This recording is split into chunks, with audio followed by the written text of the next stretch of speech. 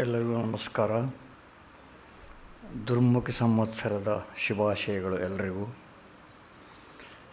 ನಮ್ಮ ಸಂಸ್ಥೆಯ ನಿರಂತರಾಭಿಮಾನಿಗಳಾದ ಶ್ರೀ ದೇವತಾ ನಾಗರಾಜ್ ಮತ್ತು ಶ್ರೀಮತಿ ನಾಗರಾಜ್ ಅವರು ಅವರ ಮಾತಾಪಿತೃಗಳಾದ ಶ್ರೀ ರಾಮಯ್ಯ ಮತ್ತು ಶ್ರೀ ಮುನಿಲಕ್ಷ್ಮಮ್ಮ ಅವರ ಸ್ಮರಣೆಯಲ್ಲಿ ಈ 5 ದಿವಸಗಳ ಉಪನ್ಯಾಸ ಮಾಲಿಕೆಯನ್ನು ಪ್ರಾಯೋಜನೆ ಮಾಡಿದ್ದಾರೆ. ಸಾಮಾಜಿಕ ಧಾರ್ಮಿಕ ಕಾರ್ಯಗಳಿಗೆ, ವಿದ್ಯಾರ್ಥಿಗಳ ಪೋಷಣೆಗೆ, ಬಗೆ ಬಗೆಯ ಸಮಾಜಾಗತ್ಯಗಳಿಗೆ ದಾನ ನೀಡುವ ದೀರ್ಘಕಾಲದ ಹಿನ್ನೆಲೆ ಆ ಕುಟುಂಬಕ್ಕೆ ಇದೆ. ಆ ದೇವತಾ ನಾಗರಾಜ್ ಪರಿವಾರಕ್ಕೆ ಎಲ್ಲ ಸಕಲ ಶ್ರೇಯಸ್ಸು ಉಂಟಾಗಲಿ ಅಂತ ತಮ್ಮೆಲ್ಲರ ಪರವಾಗಿ ಹಾರೈಸ್ತೇನೆ. ಈಗ 11 ತಿಂಗಳ ಹಿಂದೆ ಮಹಾಭಾರತ ಯಕ್ಷಪ್ರಶ್ನೆ ಪ್ರಕರಣ ಕುರಿತು ಆದರಣೀಯ ಡಾಕ್ಟರ್ ಗುರುರಾಜ್ ಕರ್ಜಗಿ ಅವರು ಒಂದು ಸರಣಿ ಉಪನ್ಯಾಸ ಮಾಲೆಯನ್ನು ನೀಡಿದ್ದರು. ಅದರ ಮುಂದುವರಿದ ಭಾಗ ಈಗ ನಡೀತಾ ಇದೆ. ಮೇಲ್ನೋಟಕ್ಕೆ ಗಾತ್ರದಲ್ಲಿ ಸಣ್ಣದಾದರೂ ಒಳಹೊಕ್ಕು ಪರಿಶೀಲಿಸೋದಕ್ಕೆ ಹೊರಟರೆ ಎಷ್ಟೆಲ್ಲ ವಿಶಾಲವಾದ ಅರ್ಥ ಪ್ರಪಂಚ ತೆರೆದುಕೋತಾ ಹೋಗುತ್ತೆ ಅನ್ನೋದಕ್ಕೆ ಇದು ಒಂದು ನಿದರ್ಶನ. ಮೊದಲನೇದಾಗಿ, ಪಾಂಡವರು ಸಾತ್ವಿಕ ಗುಣಗಳ ಮೂರ್ತಿಮಂತ ಸ್ವರೂಪರು ಅಂತೆಲ್ಲ ನಾವು ಅಂದ್ಕೊಳ್ತೀವಿ. ಅಂತಹ ಪಾಂಡವರ ಯೋಗ್ಯತೆಯನ್ನು ಪರೀಕ್ಷಿಸುವ ಸಂದರ್ಭವನ್ನು ವ್ಯಾಸರು ಇಲ್ಲಿ ಕಲ್ಪನೆ ಮಾಡಿದ್ದಾರೆ. ಇದು ತುಂಬ ಧ್ವನಿಪೂರ್ಣವಾಗಿದೆ. ಎರಡನೇದಾಗಿ, ಮಹಾಭಾರತವನ್ನು ಒಂದು ವಿಶ್ವಕೋಶವಾಗಿಸುವ ಯೋಜನೆಯ ಅಂಗವಾಗಿ ಮಹಾಭಾರತದ ಮುಖ್ಯ ಸಂದೇಶ ಏನು ಅನ್ನೋದನ್ನು ಏನಾದರೂ ನೆಪ ಮಾಡಿಕೊಂಡು ಮೇಲಿಂದ ಮೇಲೆ ಹೇಳಿ ಸ್ಪಷ್ಟಪಡಿಸ್ತಾ ಇರಬೇಕು. ಇದು ವ್ಯಾಸರ ಉದ್ದೇಶ ಅನ್ನೋದು ಸ್ಪಷ್ಟವಾಗಿದೆ. ಯಕ್ಷಪ್ರಶ್ನೆ ಪ್ರಕರಣ ಬಿಟ್ಟಿದ್ದರೆ ಕಥೆ ಹರಿವಿಗೆ ತೊಂದರೆ ಏನೂ ಆಗ್ತಾ ಇರಲಿಲ್ಲ. ಆದರೆ ಕಥೆಗಿಂತ ಅದರಿಂದ ಗೋಚರಿಸುವ ನೀತಿ ಮಹತ್ವದ್ದು ಅನ್ನೋ ಧೋರಣೆಯಿಂದ ವ್ಯಾಸರು ಈ ತಂತ್ರವನ್ನು ಕಲ್ಪಿಸಿದ್ದಾರೆ. ಮೂರನೇದಾಗಿ, ಯಕ್ಷಪ್ರಶ್ನೆ ಪ್ರಕರಣದಲ್ಲಿ ಯಕ್ಷ ಕೇಳುವ ಪ್ರಶ್ನೆಗಳು ಏನಿವೆ ಅವು ಮನುಷ್ಯ ಜೀವನದಲ್ಲೇ ಅತ್ಯಂತ ಮಹತ್ವದ ಪ್ರಶ್ನೆಗಳು. ಇವಕ್ಕಿಂತ ಮುಖ್ಯವಾದ ಪ್ರಶ್ನೆಗಳು ಯಾವುದೂ ಇರೋದು ಸಾಧ್ಯವೇ ಇಲ್ಲ. ನಾಲ್ಕನೇದಾಗಿ, ಎಷ್ಟೋ ಪ್ರಸಂಗಗಳಲ್ಲಿ ಧರ್ಮರಾಯನ ವರ್ತನೆಯ ಬಗ್ಗೆ ನಮಗೆ ಸ್ವಲ್ಪ ಅಸಂತೃಪ್ತಿ ಇರೋದು ಉಂಟು. ಅದೆಲ್ಲ ಇದ್ದರೂ ಯಾವ ಕಾರಣದಿಂದ ಯುಧಿಷ್ಠಿರನನ್ನು ಧರ್ಮದ ಪ್ರತೀಕ ಅಂತ ಹೇಳಿದ್ದಾರೆ ಅನ್ನೋದಕ್ಕೂ ಕೂಡ ಒಂದು ಪರೋಕ್ಷವಾದ ಉತ್ತರವನ್ನು ಈ ಯಕ್ಷಪ್ರಶ್ನೆ ಪ್ರಕರಣದಲ್ಲಿ ವ್ಯಾಸರು ಲಬ್ಧವಾಗಿಸಿದ್ದಾರೆ. ಇದು ಒಂದು ರೀತಿಯ ಅತ್ಯುನ್ನತ ಮಟ್ಟದ ಕಾವ್ಯತಂತ್ರ ಕೂಡ ಆಗಿದೆ. ಮಾಂತ್ರಿಕ ಶಕ್ತಿ ಇರುವ ನೀರಿನ ಸರೋವರ ಮತ್ತು ಒಂದು ನಾಯಿ ಧರ್ಮರಾಜನ ಜೊತೆಯಲ್ಲಿ ಕಡೆಯವರೆಗೆ ಹೋಗೋದು ಮೊದಲಾದ ಅನೇಕ ವಿವರಗಳು ತುಂಬ ಸಂಕೇತಮಯವಾಗಿದೆ. ಹೀಗೆ ತುಂಬ ಅರ್ಥವಂತವಾದ ಪ್ರಕರಣದ ಪರಿಶೀಲನೆ ನಡೆದಿದೆ. ತಮ್ಮ ಉಪನ್ಯಾಸ ಮಾಲೆಯನ್ನು ಮುಂದುವರಿಸಬೇಕು ಅಂತ ಆದರಣೀಯ ಡಾಕ್ಟರ್ ಗುರುರಾಜ್ ಕರ್ಜಗಿ ಅವರನ್ನು ಪ್ರಾರ್ಥನೆ ಮಾಡ್ತೇನೆ.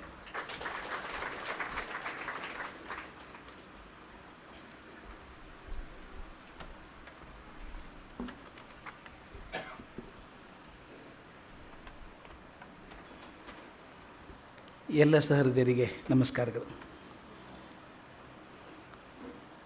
ಪೂಜ್ಯ ಡಾಕ್ಟರ್ ರಾಮಸ್ವಾಮಿ ಅವರು ಹೇಳಿದ ಹಾಗೆ ಹೋದ ಬಾರಿ ಯಕ್ಷ ಪ್ರಶ್ನೆಯ ಕೆಲವು ಪ್ರಶ್ನೆಗಳನ್ನು ನೋಡಿದ್ವಿ. ಸಾಮಾನ್ಯವಾಗಿ ಎಲ್ಲ ಪುಸ್ತಕಗಳಲ್ಲಿ ಯಕ್ಷ ಪ್ರಶ್ನೆ ಕೇಳಿದ ಧರ್ಮರಾಜ ಉತ್ತರ ಕೊಟ್ಟ ಅಂತ ಬರುತ್ತೆ. ಅವು ಎಷ್ಟು ಪ್ರಶ್ನೆ ಕೇಳಿದ ಇವು ಎಷ್ಟು ಉತ್ತರ ಕೊಟ್ಟ ಅಂತ ಗೊತ್ತಾಗಲ್ಲ. ಸಾಮಾನ್ಯವಾಗಿ ಬೇರೆ ಬೇರೆ ಕತೆ ಹೇಳಿದಾಗ ಒಂದು 4-6 ಪ್ರಶ್ನೆಗಳನ್ನು ಮಾತ್ರ ಹೇಳುತ್ತಾರೆ. ಕೊನೆಗೆ ಯಕ್ಷ ನನ್ನ ತೃಪ್ತಿ ಆಯಿತು, ನಿನ್ನ ತಮ್ಮಂದರನ್ನೆಲ್ಲ ಬದುಕಿಸಿದ್ದೀನಿ ಅಂತ ಹೇಳ್ತಾನೆ. ನೋಡೋಣ ಅಂತ ಹೊರಟಾಗ ಸುಮಾರು ಪ್ರಶ್ನೆಗಳು ಸಿಕ್ತು. 134 ಪ್ರಶ್ನೆಗಳಿದ್ದಾವೆ. 49 ಪ್ರಶ್ನೆಗಳನ್ನು ಹೋದ ಸಲ ನೋಡೋಕ್ಕಾಯ್ತು 5 ದಿವಸಗಳಲ್ಲಿ. ಎಲ್ಲನೂ ನೋಡಬೇಕು ಅಂತಿಲ್ಲ. ಅದರ ಮುಖ್ಯವಾದದ್ದನ್ನು ಕೆಲವು ಆರಿಸ್ಕೊಂಡು ನೋಡಿದಾಗ ಅವ್ರು ಹೇಳಿದ ಹಾಗೆ ಪ್ರತಿಯೊಂದು ಪ್ರಶ್ನೆಗೂ ಒಂದು ಬೇರೆ ಆಯಾಮ ಇದೆ. ನಮ್ಮೆಲ್ಲರಿಗೂ ಹುಟ್ಟಿದಾಗಿನಿಂದ ಸಾಯೋವರೆಗೂ ಪ್ರಶ್ನೆಗಳು ನಮ್ಮನ್ನು ಬಿಡೋಲ್ಲ. ಅದರಲ್ಲಿ ಕೆಲವೊಂದು ತಾತ್ಕಾಲಿಕ ಪ್ರಶ್ನೆಗಳಿರ್ತವೆ, ಕೆಲವೊಂದು ಸಾರ್ವಕಾಲಿಕ ಪ್ರಶ್ನೆಗಳಿರ್ತವೆ. ಶಂಕರಾಚಾರ್ಯ ಹಿಂದೆಂದು ಕೇಳಿದ ಹಾಗೆ ಕೋಹಂ ಕುತ ಆಯಾತಃ, ನಾನು ಯಾಕೆ ಬಂದೆ ಭೂಮಿಗೆ ಅಂತ. ಇದು ಎಲ್ಲರೂ ಕಾಡಿದಂಥದ್ದು, ಒಂದಲ್ಲ ಒಂದು ಕಾಲಕ್ಕೆ ನಮ್ಮ ಎಲ್ಲರೂ ಕಾಡಿದಂಥದ್ದು. ಯಾಕೆನ್ನ ಈ ರಾಜ್ಯ ಕೆಳೆತಂದೆ ಹರಿಯೇ, ಸಾಕಲಾರದೆಯನ್ನು ಯಾಕೆ ಪುಟ್ಟಿಸಿದೆ ಅಂತ ಕೇಳೋದಾದರೆ, ಯಾವುದೋ ಒಂದು ಹಂತದಲ್ಲಿ ನಮ್ಮ ಜೀವನದಲ್ಲಿ ಅನಿಸುತ್ತೆ, ಏನು ಮಾಡಿದೆ ಎಷ್ಟು ವರ್ಷ ನಾನು ಬಂದದ್ದೇ ಅದಕ್ಕಿಲ್ಲಿ, ಏನು ಕೆಲಸ ಮಾಡೋಕ್ಕೆ ಬಂದೆ ನಾನು, ಏನು ಮಾಡಬೇಕು ಅಂದ್ಕೊಂಡಿದ್ದೆ, ಏನು ಮಾಡಿದೆ ಅಂತ ನಾವೇ ಒಂದು ಸ್ವಾಟ್ ಅನಾಲಿಸಿಸ್ ಮಾಡೋದಾದರೆ ತುಂಬ ಕಷ್ಟ ಅನಿಸುತ್ತೆ. ಯಾಕೆ ಬಂದ್ವಿ ಅಂತ ಗೊತ್ತಾಗಲ್ಲ. ಯಾಕೆ ಈ ಮಾತನ್ನು ಹೇಳಬೇಕು ಅಂದರೆ, ಯಕ್ಷ ಪ್ರಶ್ನೆಯಲ್ಲಿ ಬಂದಿರುವಂಥ ಪ್ರಶ್ನೆಗಳು ಬರೀ ಯಕ್ಷ ಕೇಳೋದಷ್ಟೇ ಅಲ್ಲ, ನಾವು ನಮಗೇ ಕೇಳ್ಕೊಳ್ಬೇಕಾದಂಥ ಪ್ರಶ್ನೆಗಳು. ಅದರ ಮುಖ್ಯ ಅಂದರೆ ಅವತ್ತು ಧರ್ಮರಾಜ ಕೊಟ್ಟಂಥ ಉತ್ತರ ಇವತ್ತಿಗೂ ಕೂಡ ಪ್ರಸ್ತುತ ಆಗಿದೆ ಅನ್ನೋದು ಮುಖ್ಯ. ಆದರೆ ಹೇಳೋ ರೀತಿ ಬೇರೆ ಇದೆ. ಸ್ವಲ್ಪ ನೋಡುವಂಥ ರೀತಿಯಿಂದ ಬದಲಾಯಿಸ್ಕೊಂಡ್ರೆ ಎಷ್ಟೊಂದು ಅರ್ಥಗಳಾಗೋ ಅಂತ ಇದೆ. ಈ ಪ್ರಶ್ನೆಗಳು ಸಾವಿರಾರು ವರ್ಷಗಳ ಹಿಂದೆ ಕೇಳಲ್ಪಟ್ಟಿದ್ದರೂ ಕೂಡ ನಮ್ಮೆದುರಿಗೆ ನಿಂತು ಆ ಪ್ರಶ್ನೆ ನಾವು ಕೇಳಿಕೊಂಡಾಗ ನಮ್ಮ ಬದುಕಿನ ಆಳಗಳನ್ನು ಪರೀಕ್ಷೆ ಮಾಡ್ತೇವೆ. ನಾವು ಜೀವನದ ಆಳಕ್ಕೆ ಮುಳುಗಿದ್ದೇವೋ ಅಥವಾ ಮೇಲ್ಮೇಲೆ ತೇಲ್ತಾ ಇದ್ದೀವೋ ಅಂತ ಗೊತ್ತಾಗಬೇಕು. ಈ ಪ್ರಶ್ನೆಗಳನ್ನು ಕೇಳ್ತಾ ಹೋದಾಗ ನಾವು ಅದನ್ನೇ ನಮಗೆ ಕೇಳಿಕೊಂಡಾಗ ನನ್ನ ಉತ್ತರ ಏನಿರ್ಬೋದಾಗಿತ್ತು ಅಂತ ವಿಚಾರ ಮಾಡಬೇಕು. ಕೆಲವು ಪ್ರಶ್ನೆಗಳನ್ನು ನೋಡ್ತಾ ಹೋಗೋಣ. ಯಾಕಂದರೆ ಪ್ರಶ್ನೆ ಇರೋದರಿಂದ ಪೀಠಿಕೆ ಜಾಸ್ತಿ ಬೇಕಾಗಿಲ್ಲ. ಹೋದ ಸಲ ಎಲ್ಲಿಗೆ ನಿಲ್ಲಿಸಿದ್ದು ಅದ್ರ ಮುಂದೆ ತೊಗೊಂಡ್ರೆ ತಾವು ನೋಡಿದ ಹಾಗೆ ಒಂದೊಂದು ಪ್ರಶ್ನೆ 4 ಪ್ರಶ್ನೆಗಳನ್ನು ಗುಚ್ಛ ಅದು ಸಾಮಾನ್ಯವಾಗಿ ಕೇಳುವಂಥದ್ದು. ಇದು 4 ಪ್ರಶ್ನೆಗಳನ್ನು ಕೇಳ್ತಾನೆ ಯಕ್ಷ. ಮತ್ತೆ ಕಿಂ ಸ್ವಿದ್ ಏಕಪದಂ ಧರ್ಮ್ಯಂ, ಕಿಂ ಸ್ವಿದ್ ಏಕಪದಂ ಯಶಃ, ಕಿಂ ಸ್ವಿದ್ ಏಕಪದಂ ಸ್ವರ್ಗ್ಯಂ, ಕಿಂ ಸ್ವಿದ್ ಏಕಪದಂ ಸುಖಂ. 4 ಮಾತು ಬರ್ತಾವೆ ಇಲ್ಲಿ. ಕಿಂ ಸ್ವಿದ್ ಏಕಪದಂ ಧರ್ಮ್ಯಂ, ಧರ್ಮವು ಪ್ರಧಾನವಾಗಿ ನೆಲೆಗೊಂಡಿರುವುದು ಎಲ್ಲಿ, ಧರ್ಮದ ಮೂಲ ಸ್ಥಾನ ಯಾವುದು. ಇವತ್ತಿಗೂ ನಮಗೆ ಸಾಕಷ್ಟು ತಲೆ ಕೆಟ್ಟೋಗುತ್ತೆ, ಧರ್ಮದ ಮೂಲ ಸ್ಥಾನ ಯಾವುದು ಅಂತ. ಕಿಂ ಸ್ವಿದ್ ಏಕಪದಂ ಯಶಃ, ಯಶಸ್ಸು ಅಂದರೆ ಏನು, ಮುಖ್ಯವಾಗಿ ಯಶಸ್ಸು ಅಂದರೆ ಏನು. ಇವತ್ತಿಗೂ ಕೂಡ ನಾನು ಹೇಳ್ತಾ ಹೋಗ್ತೀನಿ ಬಂದಾಗ ಅದನ್ನು ನಮಗೆ ಸ್ಪಷ್ಟ ಕಲ್ಪನೆ ಯಶಸ್ಸು ಅಂದರೆ ಏನು ಅಂತ ಗೊತ್ತಿಲ್ಲ. ಅವತ್ತು ಧರ್ಮರಾಜ ಏನು ಕಂಡುಕೊಂಡ ಅನ್ನೋದನ್ನು ನೋಡೋಣ. ಅದನ್ನು ನೋಡಿದಾಗ ಹೌದಲ್ಲ ಇದೇ ಯಶಸ್ಸು ಇರಬಹುದು ಅಂತ ಅನಿಸುತ್ತೆ ನಮ್ಗೆ. ಕಿಂ ಸ್ವಿದ್ ಏಕಪದಂ ಸ್ವರ್ಗ್ಯಂ, ಸ್ವರ್ಗ ಪ್ರಧಾನವಾಗಿ ನೆಲೆಗೊಂಡಿರುವುದು ಎಲ್ಲಿ ಅಂತ ಕೇಳಬೇಕು. ಕೊನೆಯದಾಗಿ ಕಿಂ ಸ್ವಿದ್ ಏಕಪದಂ ಸುಖ, ಸುಖಕ್ಕೆ ಮುಖ್ಯವಾಗಿರುವುದು ಯಾವುದು. ಇವು 4 ತಾನೇ ಬೇಕಾಗಿರೋದು. ಧರ್ಮ ಅಂದರೆ ಯಾವುದು, ಯಶಸ್ಸು ಅಂದರೆ ಏನು, ಸ್ವರ್ಗ ಅಂದರೆ ಯಾವುದು, ಅದು ನೆಲೆಯಲ್ಲಿದೆ, ಸುಖ ಅಂದರೆ ಏನು. ಈ 4 ಪ್ರಶ್ನೆಗಳನ್ನು ಒಂದೇ ಗುಚ್ಛದಲ್ಲಿ ಕೇಳಿಬಿಡ್ತಾನೆ. ನಮಗೆ ಇವತ್ತು ಪ್ರಸ್ತುತವಾಗಿರುವಂಥ ಪ್ರಶ್ನೆಗಳಿವು. ಧರ್ಮದ ವ್ಯಾಖ್ಯೆಗಳು ಅಪವ್ಯಾಖ್ಯೆಗಳು ಆಗ್ತಿರುವಾಗ ನಿಜವಾದ ಧರ್ಮ ಅಂದರೆ ಏನು, ಆ ಧರ್ಮ ಮನುಷ್ಯನ ಬದುಕನ್ನು ಹೇಗೆ ಸುಖವಾಗಿಸಿದೆಯೋ ದುರ್ಭರವಾಗಿಸಿದೆಯೋ ನೋಡ್ಬೇಕು ನಾವು. ಎಲ್ಲರದ್ದು ಒಂದು ಧರ್ಮ ಮಾತಾಡ್ತೀವಿ. ಈಗ ನಮ್ಮ ಧರ್ಮನೇ ದೊಡ್ಡದು ಅಂತ ಹೇಳೋರಿದ್ದಾರೆ, ನಮ್ಮ ಧರ್ಮನೇ ದೊಡ್ಡದು ಅಂತ ಹೇಳೋರಿದ್ದಾರೆ. ಅದಕ್ಕೆ ಪೂರಕವಾಗಿ ವ್ಯಾಖ್ಯೆಗಳನ್ನು ಕೊಡ್ತಾರೆ, ಪೂರಕವಾಗಿ ತರ್ಕಗಳನ್ನು ಸೇಲಿಸ್ತಾರೆ. ನೋಡಿದ ನಿಜವಾಗ್ಲೂ ಯಾವುದು ಅಂತ ಅನಿಸುತ್ತೆ, ಯಾವುದು ನಿಜವಾದ ಧರ್ಮ ಅಂತ. ಅದರಂತೆ ಯಶಸ್ಸು ಅಂದರೆ ಏನೋ ಸ್ಪಷ್ಟ ಕಲ್ಪನೆ ನಮಗಿಲ್ಲ. ಸ್ವರ್ಗದ ಕಲ್ಪನೆ ಎಲ್ರಿಗೂ ಬೇರೆ ಬೇರೆ ಇದೆ. ಕೆಲವರು ಸ್ವರ್ಗ ಸತ್ತ ಮೇಲೆ ಅಲ್ಲೆಲ್ಲೋ ಸಿಗುವಂಥ ಜಾಗ ಆದರೆ ಬಸವಣ್ಣಂಥವ್ರು ಇಲ್ಲೇ ಸ್ವರ್ಗ ಇದೆ ನಿಮ್ಮೊಳಗೆ ಅಂತ ಹೇಳುವಂಥದ್ದು. ಸ್ವರ್ಗ ನರಕ ಬೇಕಿಲ್ಲ, ಇಲ್ಲೇ ಇದೆ ನಿಮ್ಮದು ಅಂತ ಹೇಳಿದಂಥದ್ದು. ಕೆಲವರು ಸ್ವರ್ಗ ಈ ಮೀನಿಗೆ ಗಾಳು ಹಾಕ್ತಾರಲ್ಲ, ಹುಳ ಹಾಕ್ತಾರೆ. ಆ ಹುಳದ ಆಸೆ ಬಂದು ಹಿಡ್ಕೊಂಡು ಬಾಯಿ ಸಿಕ್ಕಾಕೊಂಡ್ಬಿಡುತ್ತೆ ಅದು. ಕೆಲವರು ಹೇಳ್ತಾರೆ ನಿನಗೆ ಅದು ಸಿಗತ್ತೆ ಅಂತ ಇಲ್ಲಿ ಒದ್ದಾಡು ಅಂತ. ಇಲ್ಲಿ ಉಪವಾಸ ಮಾಡು, ವನವಾಸ ಮಾಡು, ಬಿಗಿಯಾಗಿರು, ಬ್ರಹ್ಮಚರ್ಯದಲ್ಲಿರು ಅಂದರೆ ಏನಾದ್ರು ಸ್ವರ್ಗದಲ್ಲಿ ನಿಮ್ಗೆ ಅಪ್ಸರೆಯರು ಸಿಗ್ತಾರೆ ಅಂತ. ಅಲ್ಲೆಲ್ಲೋ ಇರುವಂಥವ್ರು ಸ್ವರ್ಗದ ಕಲ್ಪನೆಗಳನ್ನು ವಿಚಿತ್ರ ಇಟ್ಕೊಂಡಿದ್ದೀವಿ. ಕೆಲವು ಧರ್ಮಗಳಲ್ಲಿ ಕುಡಿಬಾರದು, ಮದ್ಯಪಾನ ಇಲ್ಲ, ಆದರೆ ಅವರ ಸ್ವರ್ಗದಲ್ಲಿ ಮಧ್ಯದ ನದಿಗಳು ಹರಿತಾವೆ ಅಂತ. ಅಂದರೆ ಇಲ್ಲಿ ಏನಿಲ್ವೋ ಅದು ಕಾಂಪೆನ್ಸೇಷನ್ ಅಲ್ಲಿ ಸಿಗ್ತದೆ ಅನ್ನೋ ಥರ ಕೆಲವರು ಮಾತಾಡ್ತಾರೆ. ಆದರೆ ಧರ್ಮರಾಜನ ಕಲ್ಪನೆ ಏನು ಅನ್ನೋದನ್ನು ನೋಡೋಣ. ಸ್ವರ್ಗ ಅಂದರೆ ಯಾವುದು ಅನ್ನುವಂಥದ್ದು. ಸುಖ ಯಾರಿಗೆ ಬೇಡ, ಎಲ್ರಿಗೂ ಬೇಕು. ಅದು ನಿಜವಾಗ್ಲೂ ಸುಖ ಯಾವುದು ಅಂತ ಹುಡುಕಬೇಕು. ಈ 4 ಪ್ರಶ್ನೆಗಳಿಗೆ ಧರ್ಮರಾಜನ ಉತ್ತರ ತುಂಬ ಸುಲಭ. ಆ ಪ್ರಶ್ನೆಗಳು ಎಷ್ಟು ನೇರ ಇದೆಯೋ ಅಷ್ಟೇ ನೇರವಾಗಿ ಉತ್ತರ ಧರ್ಮರಾಜ ಕೊಡ್ತಾನೆ. ಕಿಂ ಸ್ವಿದ್ ಏಕಪದಂ ಧರ್ಮ್ಯಂ, ಧರ್ಮಕ್ಕೆ ಮೂಲ ಸ್ಥಾನ ಯಾವುದು ಅಂತ ಕೇಳಿದಾಗ ಆತ ಹೇಳುವಂಥದ್ದು ದಾಕ್ಷ್ಯಂ ಏಕಪದಂ ಧರ್ಮಂ. ದಕ್ಷತೆ ಧರ್ಮದ ಮೂಲ. ಇನ್ನು ದಯವಿಟ್ಟು ಗಮನಿಸಬೇಕಾದದ್ದು, ಎಷ್ಟು ಸುಲಭದ ಉತ್ತರ ಅನಿಸ್ಬಿಡುತ್ತೆ ಮೇಲೆ ನೋಡಿದಾಗ. ಧರ್ಮದ ಮೂಲ ದಕ್ಷತೆ ಆತ ಹೇಳೋದು. ಎರಡನೇದು ಕಿಂ ಸ್ವಿದ್ ಏಕಪದಂ ಯಶಃ, ಯಶದ ಮೂಲ ಸ್ಥಾನ ಯಾವುದು ಅಂತ ಕೇಳಿದಾಗ ಆತ ಹೇಳೋದು ದಾನಂ ಏಕಪದಂ ಯಶಃ, ಯಶಸ್ಸು ಅಂದರೆ ದಾನದಲ್ಲಿದೆ ಅಂತ ಹೇಳ್ತಾನೆ. ಮೂರನೇ ಪ್ರಶ್ನೆ ಕಿಂ ಸ್ವಿದ್ ಏಕಪದಂ ಸ್ವರ್ಗ್ಯಂ, ಸ್ವರ್ಗದ ಮೂಲ ಸ್ಥಾನ ಯಾವುದು ಅಂತ ಕೇಳಿದಾಗ ಆತನ ಉತ್ತರ ಸತ್ಯಂ ಏಕಪದಂ ಸ್ವರ್ಗ್ಯಂ, ಸ್ವರ್ಗ ಇರುವುದು ಸತ್ಯದಲ್ಲಿದೆ. ಕೊನೆಯದು ಕಿಂ ಸ್ವಿದ್ ಏಕಪದಂ ಸುಖ, ಸುಖ ಎದರಲ್ಲಿದೆ ಅಂತ ಕೇಳಿದಾಗ ಶೀಲಂ ಏಕಪದಂ ಸುಖಂ, ನಿಮಗೆ ಸುಖ ಬೇಕಾದರೆ ಶೀಲ ಸರಿಯಾಗಿ ಇಟ್ಕೊಳ್ಳಿ. ಈ 4 ಮಾತುಗಳನ್ನು ಹೇಳ್ತಾನೆ. ಅದನ್ನು ಸ್ವಲ್ಪ ವಿಸ್ತಾರ ಮಾಡ್ತಾ ಹೋಗೋಣ ನಾವು ವಿಚಾರ ಮಾಡಿ. ಮೊದಲನೇದು ನನಗೆ ಅತ್ಯಂತ ವಿಶಿಷ್ಟ ಕಾಣಿಸೋದು ಧರ್ಮದ ಮೂಲ ದಕ್ಷತೆ ಅಂತ ಹೇಳ್ತಾನೆ. ದಕ್ಷತೆ ಅಂದರೆ ಏನು? ನಮ್ಮ ಡಿಕ್ಷನರಿ ತೆಗೆದು ನೋಡಿದಾಗ, ಸಂಸ್ಕೃತ ಡಿಕ್ಷನರಿ ತಗೊಂಡು ದಾಕ್ಷ್ಯಂ ಅನ್ನೋ ಪದ ನೋಡಿದಾಗ ಅದಕ್ಕೆ 4 ಅರ್ಥ ಬರ್ತದೆ. ಪ್ರಾಮಾಣಿಕತೆ ಅಂತ ಒಂದು ಅರ್ಥ ಇದೆ, ನೈತಿಕತೆ ಒಂದು ಅರ್ಥ ಇದೆ. ಇದರ ಜೊತೆಗೆ ಇನ್ನೊಂದು ಬರೋದು ಕಾರ್ಯವನ್ನು ಅತ್ಯಂತ ತ್ವರಿತವಾಗಿ ಮಾಡುವಂಥ ಚತುರತೆ ಅಂತ ಬರ್ತದೆ. ಯಾವುದೇ ಕೆಲಸವನ್ನು ಅತ್ಯಂತ ತೀಕ್ಷ್ಣವಾಗಿ ಬೇಗವಾಗಿ ಮಾಡುವಂಥ ಚತುರತೆ ಇದ್ದರೆ ಅದು ದಕ್ಷತೆ. ನಮ್ಮನಲ್ವಾ ದಕ್ಷತೆ ಇದೆ ಕೆಲಸ ಮಾಡ್ತಾರೋರು, ದಕ್ಷತೆಯೇ ಇಲ್ಲ ಪಾಪ ಏನು ಮಾಡ್ತಾನೆ ಕೆಲಸವನು. ದಕ್ಷತೆ ಅಂದರೆ ಯಾವುದೇ ಕೆಲಸವನ್ನು ತಕ್ಷಣ ತೀರ್ಮಾನ ಮಾಡಿ ಮಾಡುವಂಥ ಚತುರತೆ ಇರಬೇಕು ಅಂತ. ಧರ್ಮರಾಜನ ಉತ್ತರದಲ್ಲಿ ಇವೆಲ್ಲವೂ ಸೇರಿಕೊಂಡಿದೆ ಅನಿಸುತ್ತೆ. ಪ್ರಾಮಾಣಿಕತೆ ನೈತಿಕತೆ ಅಂತೂ ಬೇಕೇ ಬೇಕು. ಅದರ ಜೊತೆಗೆ ಕೆಲವೊಂದು ಸಲ ನಮ್ಮಲ್ಲಿ ತುಂಬ ನೈತಿಕತೆ ಇದ್ದಾಗ ತೀರ್ಮಾನ ತೊಗೊಳ್ಳೋದೇ ಕಷ್ಟ ಆಗ್ಬಿಡುತ್ತೆ. ಹ್ಯಾಮ್ಲೆಟ್ ಬರುವಂಥದ್ದು to be or not to be is the question. ತೀರ್ಮಾನ ಮಾಡೋಕ್ಕೆ ಆಗಲ್ಲ ಹ್ಯಾಮ್ಲೆಟಿಗೆ, ಒದ್ದಾಡಿ ಹೋಗ್ತಾನವನು. ಆದರೆ ಸ್ಪಷ್ಟತೆ ಇದ್ದಾಗ ಮನಸ್ಸಲ್ಲಿ, ಅಂದರೆ ದಕ್ಷತೆಗೆ ಇನ್ನೊಂದು ಸಮಾನವಾದಂಥ ಪದ ಅಂದರೆ ಸ್ಪಷ್ಟತೆ ಇರಬೇಕು. ಯಾವಾಗ ಮನಸ್ಸಿನಲ್ಲಿ ಸ್ಪಷ್ಟತೆ ಇದ್ದರೆ ಕೆಲಸ ಮಾಡೋಕ್ಕೆ ತೊಂದರೆ ಇಲ್ಲ. ಮಾಡಬೇಕು ಮಾಡಬಾರ್ದು ಅಂತ ದ್ವಂದ್ವ ಇದ್ದಾಗ ತೀರ್ಮಾನ ತೊಗೊಳ್ಳೋದು ಕಷ್ಟ ಆಗುತ್ತೆ. ಆ ಸ್ಪಷ್ಟತೆ ಇದ್ದರೆ ತಕ್ಷಣ ತೀರ್ಮಾನ ಮಾಡಬಹುದು. ಬದುಕಿನಲ್ಲಿ ದಕ್ಷತೆಯೂ ಸುಲಭವಾಗಿ ಸಿಗುವಂಥದ್ದೇನಲ್ಲ. DVG ಭಾಳ ಚಂದ ಹೇಳ್ತಾರೆ, ದ್ರಾಕ್ಷಿ ರಸವೇನಲ್ಲ ಜೀವನದ ತಿರುಳಾರ್ಗಂ, ಇಕ್ಷು ದಂಡದ ಒಲೋದು ಕಷ್ಟ ಭೋಜನವು, ದಕ್ಷತೆಯನ್ನು ಹಿಡಿಯುವಂಗೆ ಒಂದೆರಡು ಗುಟುಕು ರಸ ಮಾಕ್ಷಿಕರು ಮಿಕ್ಕೆಲ್ಲ ಮಂಕುತಿಮ್ಮ ಅಂತ ಪದ ಭಾಳ ಚೆನ್ನಾಗಿದೆ. ಅದು ದ್ರಾಕ್ಷಿ ರಸವೇನಲ್ಲ ಜೀವನದ ತಿರುಳಾರ್ಗಂ, ಯಾರಿಗೂ ಜೀವನದ ತಿರುಳು ಅಂತಿದೆಯಲ್ಲ ಅದು ದ್ರಾಕ್ಷಿ ರಸ ಏನಲ್ಲ, ಸುಲಭವಾಗಿ ದೊರಕುವಂಥದ್ದಲ್ಲ ಅದು.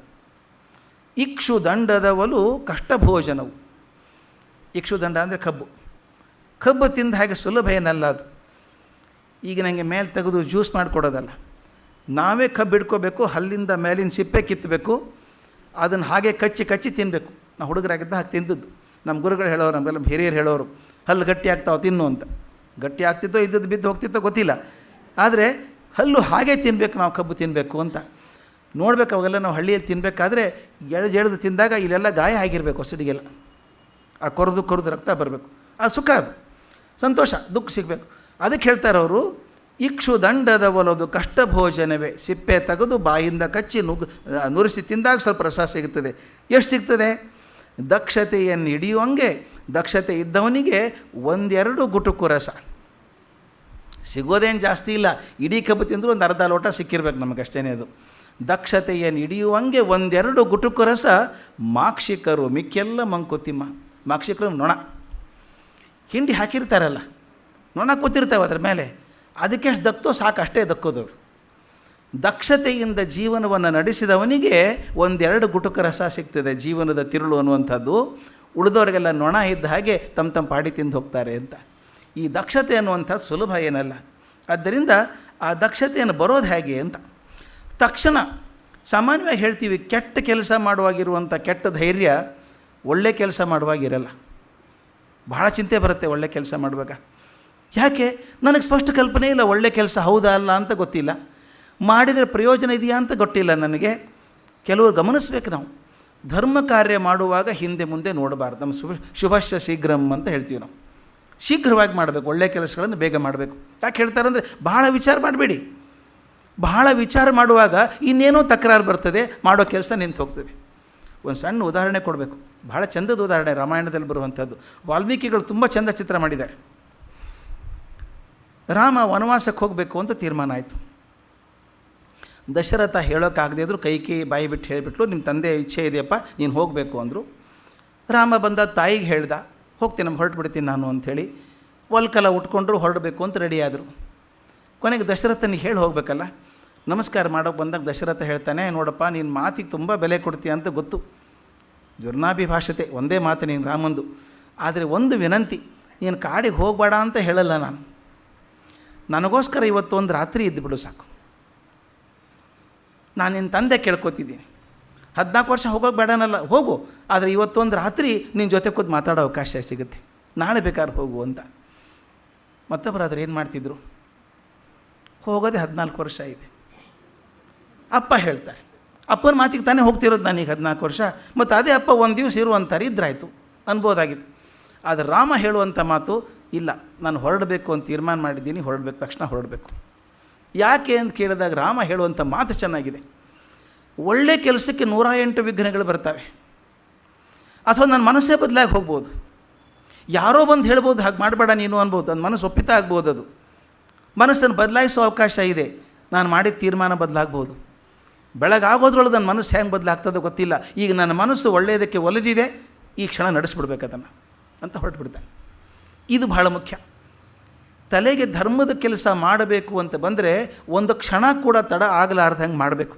ಇದು ದಕ್ಷತೆ ಅಂತ ಧರ್ಮರಾಜನ ಹೇಳೋ ಮಾತದು. ನೋಡಿ ಎಷ್ಟು ಚಂದ ಮಾತಿದು.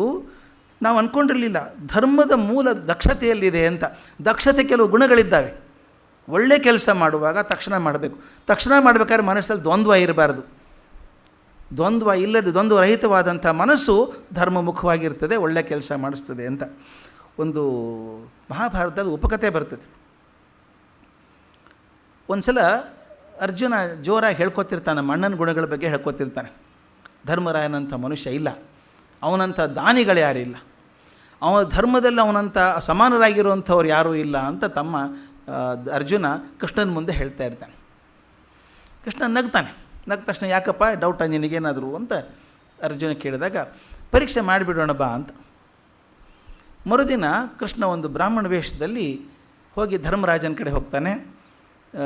ಧರ್ಮರಾಜ ನೀನು ಮಹಾ ಧರ್ಮಿಷ್ಠ, ನೀ ಯಾರಿಗೂ ಇಲ್ಲ ಅಂದವನಲ್ಲ. ನನಗೊಂದು ಸಣ್ಣ ಸಮಸ್ಯೆ ಬಂದಿದೆ, ನನ್ನ ಮಗಂದು ಉಪನಯನ ಮಾಡ್ತಾ ಇದ್ದೀನಿ. ಹೋಮ ಕಾರ್ಯಕ್ಕೆ ನನಗೆ ಒಳ್ಳೆಯ ಶ್ರೀಗಂಧದ ಮರ ಬೇಕಾಗಿದೆ, ತುಂಡುಗಳು ಬೇಕಾಗಿದ್ದಾವೆ. ಆದರೆ ಮಳೆಗಾಲ, ಎಲ್ಲೂ ಒಣಗಿದ್ದು ಕಟ್ಟಿಗೆ ಸಿಗ್ತಾ ಇಲ್ಲ ನನಗೆ. ನಿನ್ನ ಕಡೆ ಹೇಗಾದರೂ ಭಂಡಾರದಲ್ಲಿ ಇರಬೇಕು ಒಂದು ಸ್ವಲ್ಪ, ನನಗೆ ಒಂದಿಷ್ಟು ಗಂಧದ ಚಕ್ಕೆ ಕೊಡಿಸಿದ್ರೆ ಸಾಕು ಅಂತ. ಅದಕ್ಕೆ ಏನು ತೊಂದರೆ, ಕೊಡಿಸಿ ಅಂತ ನನ್ನ ಮಂತ್ರಿಗಳಿಗೆ ಹೇಳ್ತಾನೆ. ಯಾರೋ ನೋಡ್ಕೊಬಂದು ಹೇಳ್ತಾರೆ, ಒಂದು ಚೂರು ಇಲ್ಲ, ಎಲ್ಲ ಮಂಟಪದಲ್ಲೆಲ್ಲ ಇದೆ, ಹೊರಗಡೆ ಚೂರು ಇಲ್ಲ, ಯಾಕಂದರೆ ಮಳೆಗಾಲ ನೆಂದು ಹೋಗಿದೆ, ಒಣಗಿದಂಥ ಗಂಧದ ಚಕ್ಕೆ ಇಲ್ಲ. ಹಾಗಾದ್ರೆ ನಾನು ಕೆಲಸ ಮಾಡಿದ್ದೀನಿ, 8 ದಿವಸ ಬಿಟ್ಟು ಬನ್ನಿ, ನಾನು ಒಣಗಿಸಿಟ್ಟು ನಿಮ್ಗೆ ಕೊಡ್ತೀನಿ ಅಂತ ಧರ್ಮರಾಜ ಹೇಳ್ತಾನೆ. ಆಯಿತು ಅಂತ ಈ ಬ್ರಾಹ್ಮಣ ವೇಷದ ಕೃಷ್ಣ ಹೋಗಿ ಕರ್ಣನ ಕಡೆ ಹೋಗ್ತಾನೆ. ಇದೇ ಮಾತು ಹೇಳ್ತಾನೆ, ನನ್ನ ಮಗಂದು ಉಪನಯನ ಮಾಡಬೇಕು, ಗಂಧದ ಚಕ್ಕೆಗಳು ಬೇಕು, ಮಳೆಯಾಗೆಲ್ಲ ಹಸಿ ಆಗಿದೆ ಅಂತೆ, ನಿಮ್ಮಲ್ಲಿದ್ದರೆ ಕೊಡ್ಬೋದೇ ಅಂತ. ಕರ್ಣ ಹೇಳ್ತಾನೆ, ನೋಡಿ ತೊಗೊಂಬನ್ನಿ, ಚಕ್ಕೆ ತೊಗೊಂಬನ್ನಿ ಅಂತ ತನ್ನ ಶಿಷ್ಯರು ಹೇಳ್ತಾನೆ. ಅವರು ಅದೇ ಮಾತು ಹೇಳ್ತಾರೆ, ಒಂದು ಚೂರು ಒಣಗಿದ್ದು ಯಾವುದೂ ಇಲ್ಲ, ಎಲ್ಲ ಹಸಿ ಇದೆ ಅಂತ. ಹೌದೇ, ಇರಲಿ ಬಿಡಿ ಮತ್ತೇನು ಮಾಡೋದು, ಹಸಿ ಇಲ್ಲ ಅಂದರೆ ಆಮೇಲೆ ಬರ್ತೀನಿ ಅಂತ ಬ್ರಾಹ್ಮಣ ಹೊರಡೋಗ್ತಾ ಇರೋದಾಗ ಕರ್ಣ ಹೇಳ್ತಾನೆ, ನೀವು ಸರಿ ಅವಸರ ಮಾಡಬೇಡಿ, ಕೊಡ್ತೀನಿ, ನಿಮಗೆ ಎಷ್ಟು ಬೇಕೋ ಕೊಡ್ತೀನಿ ನಾನು ಅಂತ ಹೇಳಿ ತನ್ನ ಮನೆಗೆ ಪೂಜಾ ಮಂದಿರಕ್ಕೆ ಶ್ರೀಗಂಧದ ಬಾಗಿಲು ಹಾಕಿರ್ತಾನೆ. ಶ್ರೀಗಂಧ ಅಲಂಕಾರ ಮಾಡಿದ್ದೆಲ್ಲ ಚಿತ್ರ ಹಾಕಿರ್ತದೆ ಮೇಲೆ ಗೋಡೆಗೆಲ್ಲ. ಅದನ್ನೆಲ್ಲ ಮೀಟು ಕಿತ್ತು ಬಿಡ್ತಾನೆ ಪೂರ. ತನ್ನ ದೇವ ಮಂದಿರಕ್ಕೆ ಹಾಕಿದಂಥ ಶ್ರೀಗಂಧದ ಗೋಡೆ ಕಿಟಕಿ ಏನಿತ್ತಲ್ಲ ಎಲ್ಲ ಕಿತ್ತುಬಿಟ್ಟು ಒಂದು ಚೀಲದಲ್ಲಿ ಹಾಕಿ ತೊಗೊಂಡು ಹೋಗಿದ್ದೀನೆಲ್ಲ ಪೂಜೆ ಹಾಕ್ಕೊಂಬಿಡಿ ಅಂತ ಹೇಳ್ತಾನೆ. ಆಗ ಅರ್ಜುನನಿಗೆ ಹೇಳ್ತಾನೆ ಕೃಷ್ಣ, ಈಗ ಹೇಳು ಅಂತ. ಅವಕಾಶ ಸಿಕ್ಕಾಗ ಮಾಡೋದು ಬೇರೆ, ಸಿಕ್ಕ ಅವಕಾಶದಲ್ಲಿ ಮಾಡೋದು ಬೇರೆ. ಕರ್ಣ ತನ್ನ ದೇವಸ್ಥಾನದ ಬಾಗಿಲ ಕಿತ್ತಿ ಕೊಟ್ಬಿಟ್ಟ, ತೊಗೊಂಡು ಹೋಗಿ ಅಂತ. ಬೇಕು ಅವ್ರಿಗೆ ಕೊಡ್ಬೇಕು ಅದನ್ನು. ಅಲ್ಲಿ ಮನಸ್ಸಲ್ಲಿ ದ್ವಂದ್ವ ಇಲ್ಲ, ಅರೇ ನನ್ನ ಮನೆ ಬಾಗಿಲು ಕೊಟ್ಟರೆ ನಾಳೆ ನಾನೇನು ಮಾಡೋದು, ಇಲ್ಲ ಅದು ಬೇರೆ ಮಾಡ್ಕೊಳ್ಳೋಣ, ಈಗ ಅವಶ್ಯಕತೆ ಅದು ಕೊಟ್ಬಿಡ್ಬೇಕು. ಅವನಲ್ಲಿ ಅವನ ಕಾರ್ಯಕ್ಕೆ ಬೇಕಾದಂಥ ಕೆಲಸ ನಾನು ಕೊಡಬೇಕು ಅನ್ನುವಂಥದ್ದು ಧರ್ಮ ಕರ್ಣಂದು. ಹೀಗೆ ಯಾವುದೇ ಧರ್ಮ ಕಾರ್ಯ ಮಾಡುವಾಗ ದಕ್ಷತೆಯಿಂದ ಮಾಡಬೇಕು ಅಂತ. ಇದೇ ಕೆಲಸ ಮಾಡಬೇಕು ಅಂತಿಲ್ಲ. ಮಾಂಸ ವ್ಯಾಪಾರ ಮಾಡಿದರೂ ಕೂಡ ಧರ್ಮದಲ್ಲಿ ಮಾಡಬೇಕು. ಧರ್ಮವ್ಯಾಧನ ಕಥೆ ಕೇಳಿದ್ದೀವಿ ನಾವು. ಆತ ಬೇಟೆ ಆಡಿ ಉಪಜೀವನಕ್ಕೆ ಮಾಡುವಂಥದ್ದು, ಅದನ್ನು ಅದೇ ಧರ್ಮದಿಂದ ದಕ್ಷತೆಯಿಂದ ಮಾಡುವಂಥದ್ದು. ದಕ್ಷತೆಯಿಂದ ಸುಡುಗಾಡಕ್ಕಾದ ಹರಿಶ್ಚಂದ್ರನೂ ಧರ್ಮನೇ. ಚಕ್ರವರ್ತಿಯಾಗಿದ್ದವನು. ಪ್ರಸಂಗ ಬಂದಾಗ ಯಾವ ದಕ್ಷತೆಯಿಂದ ರಾಜ್ಯವನ್ನು ರಕ್ಷಣೆ ಮಾಡ್ತಾ ಇದ್ನೋ, ಪ್ರಜಾ ರಕ್ಷಣೆ ಮಾಡ್ತಾ ಇದ್ನೋ, ಅದೇ ದಕ್ಷತೆಯಿಂದ ಸುಡುಗಾಡನ್ನು ಕಾಯ್ದ ಹರಿಶ್ಚಂದ್ರ.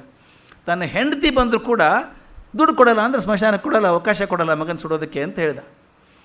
ಇದು ದಕ್ಷತೆ ಅನ್ನುವಂಥದ್ದು. ಅದಕ್ಕೆ ಹೇಳ್ತಾರೆ, ಈ ದಕ್ಷತೆ ಇದ್ದರೆ ಮಾತ್ರ ಧರ್ಮ ಕಾರ್ಯ ಸಾಧ್ಯ. ಕೆಲವು ಬೇಕಾದಷ್ಟು ನೋಡಿದ್ದೀವಿ ನಾವು.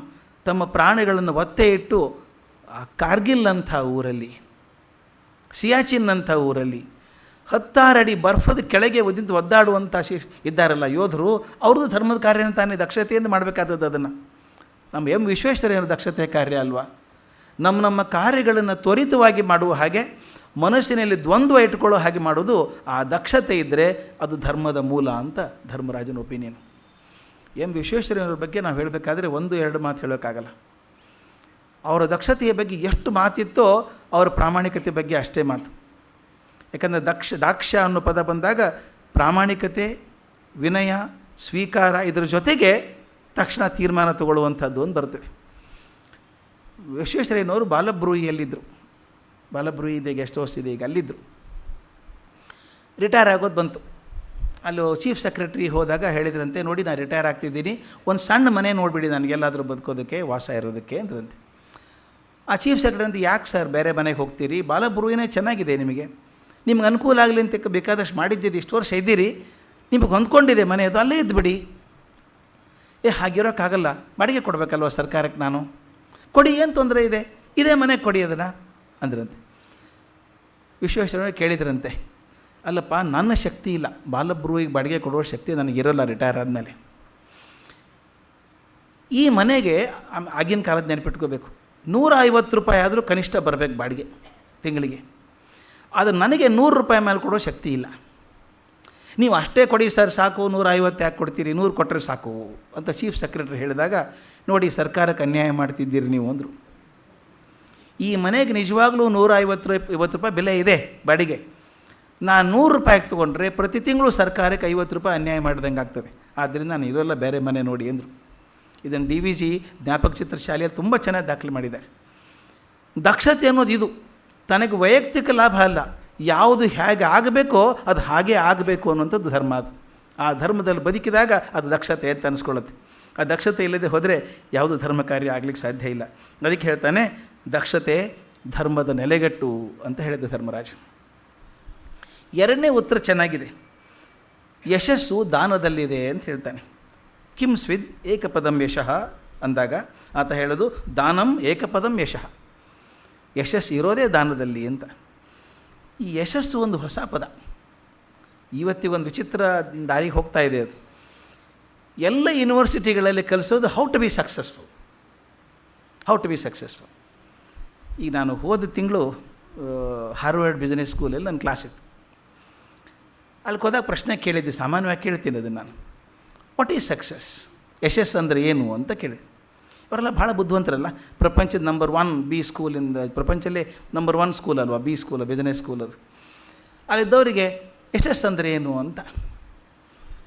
ಅವ್ನು ತಕ್ಷಣ ಹುಡುಗ ಹೇಳಿದ, you to make the $1 billion. $1 billion ಅಂದರೆ ಯಶಸ್ಸು ಅಂದರೆ ಹೆಚ್ಚು ರೊಕ್ಕ ಮಾಡಿದರೆ, ದುಡ್ಡು ಮಾಡಿದರೆ ಯಶಸ್ಸು. ಈ ನಾವು ಹಾಗೆ ಅಂದ್ಕೊಳ್ಳಲ್ವ? ದಯವಿಟ್ಟು ನೋಡಿ 10 ವರ್ಷದಿಂದ ಸೈಕಲ್ ಇರಲಿಲ್ಲ ಪಾಪ ಅವರಿಗೆ, ಈಗ 10 ವರ್ಷದಲ್ಲಿ ನೋಡಿ ಏನು ಭರ್ಜರಿ, ಏನು ಮನೆ, ಏನು ಕಾರು, ಯಶಸ್ಸು ಬಂದುಬಿಟ್ಟಿದೆ ಅವರಿಗೆ ಅಂತೀವಿ.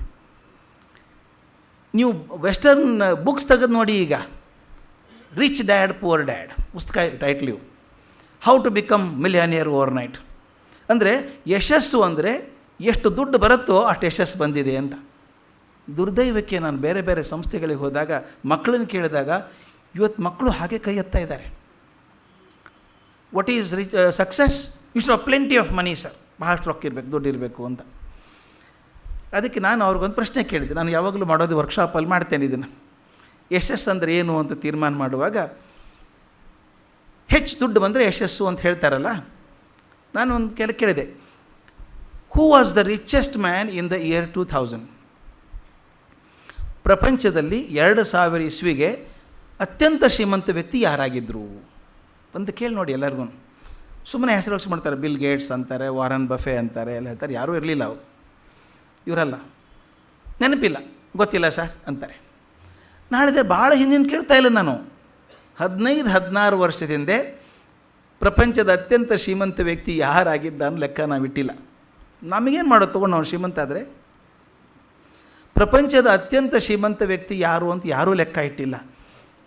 ಯಾರು ಯಾವುದನ್ನು ಲೆಕ್ಕ ಇಟ್ಕೊಳ್ಳಲ್ವೋ ಅದು ಯಶಸ್ಸಲ್ಲ.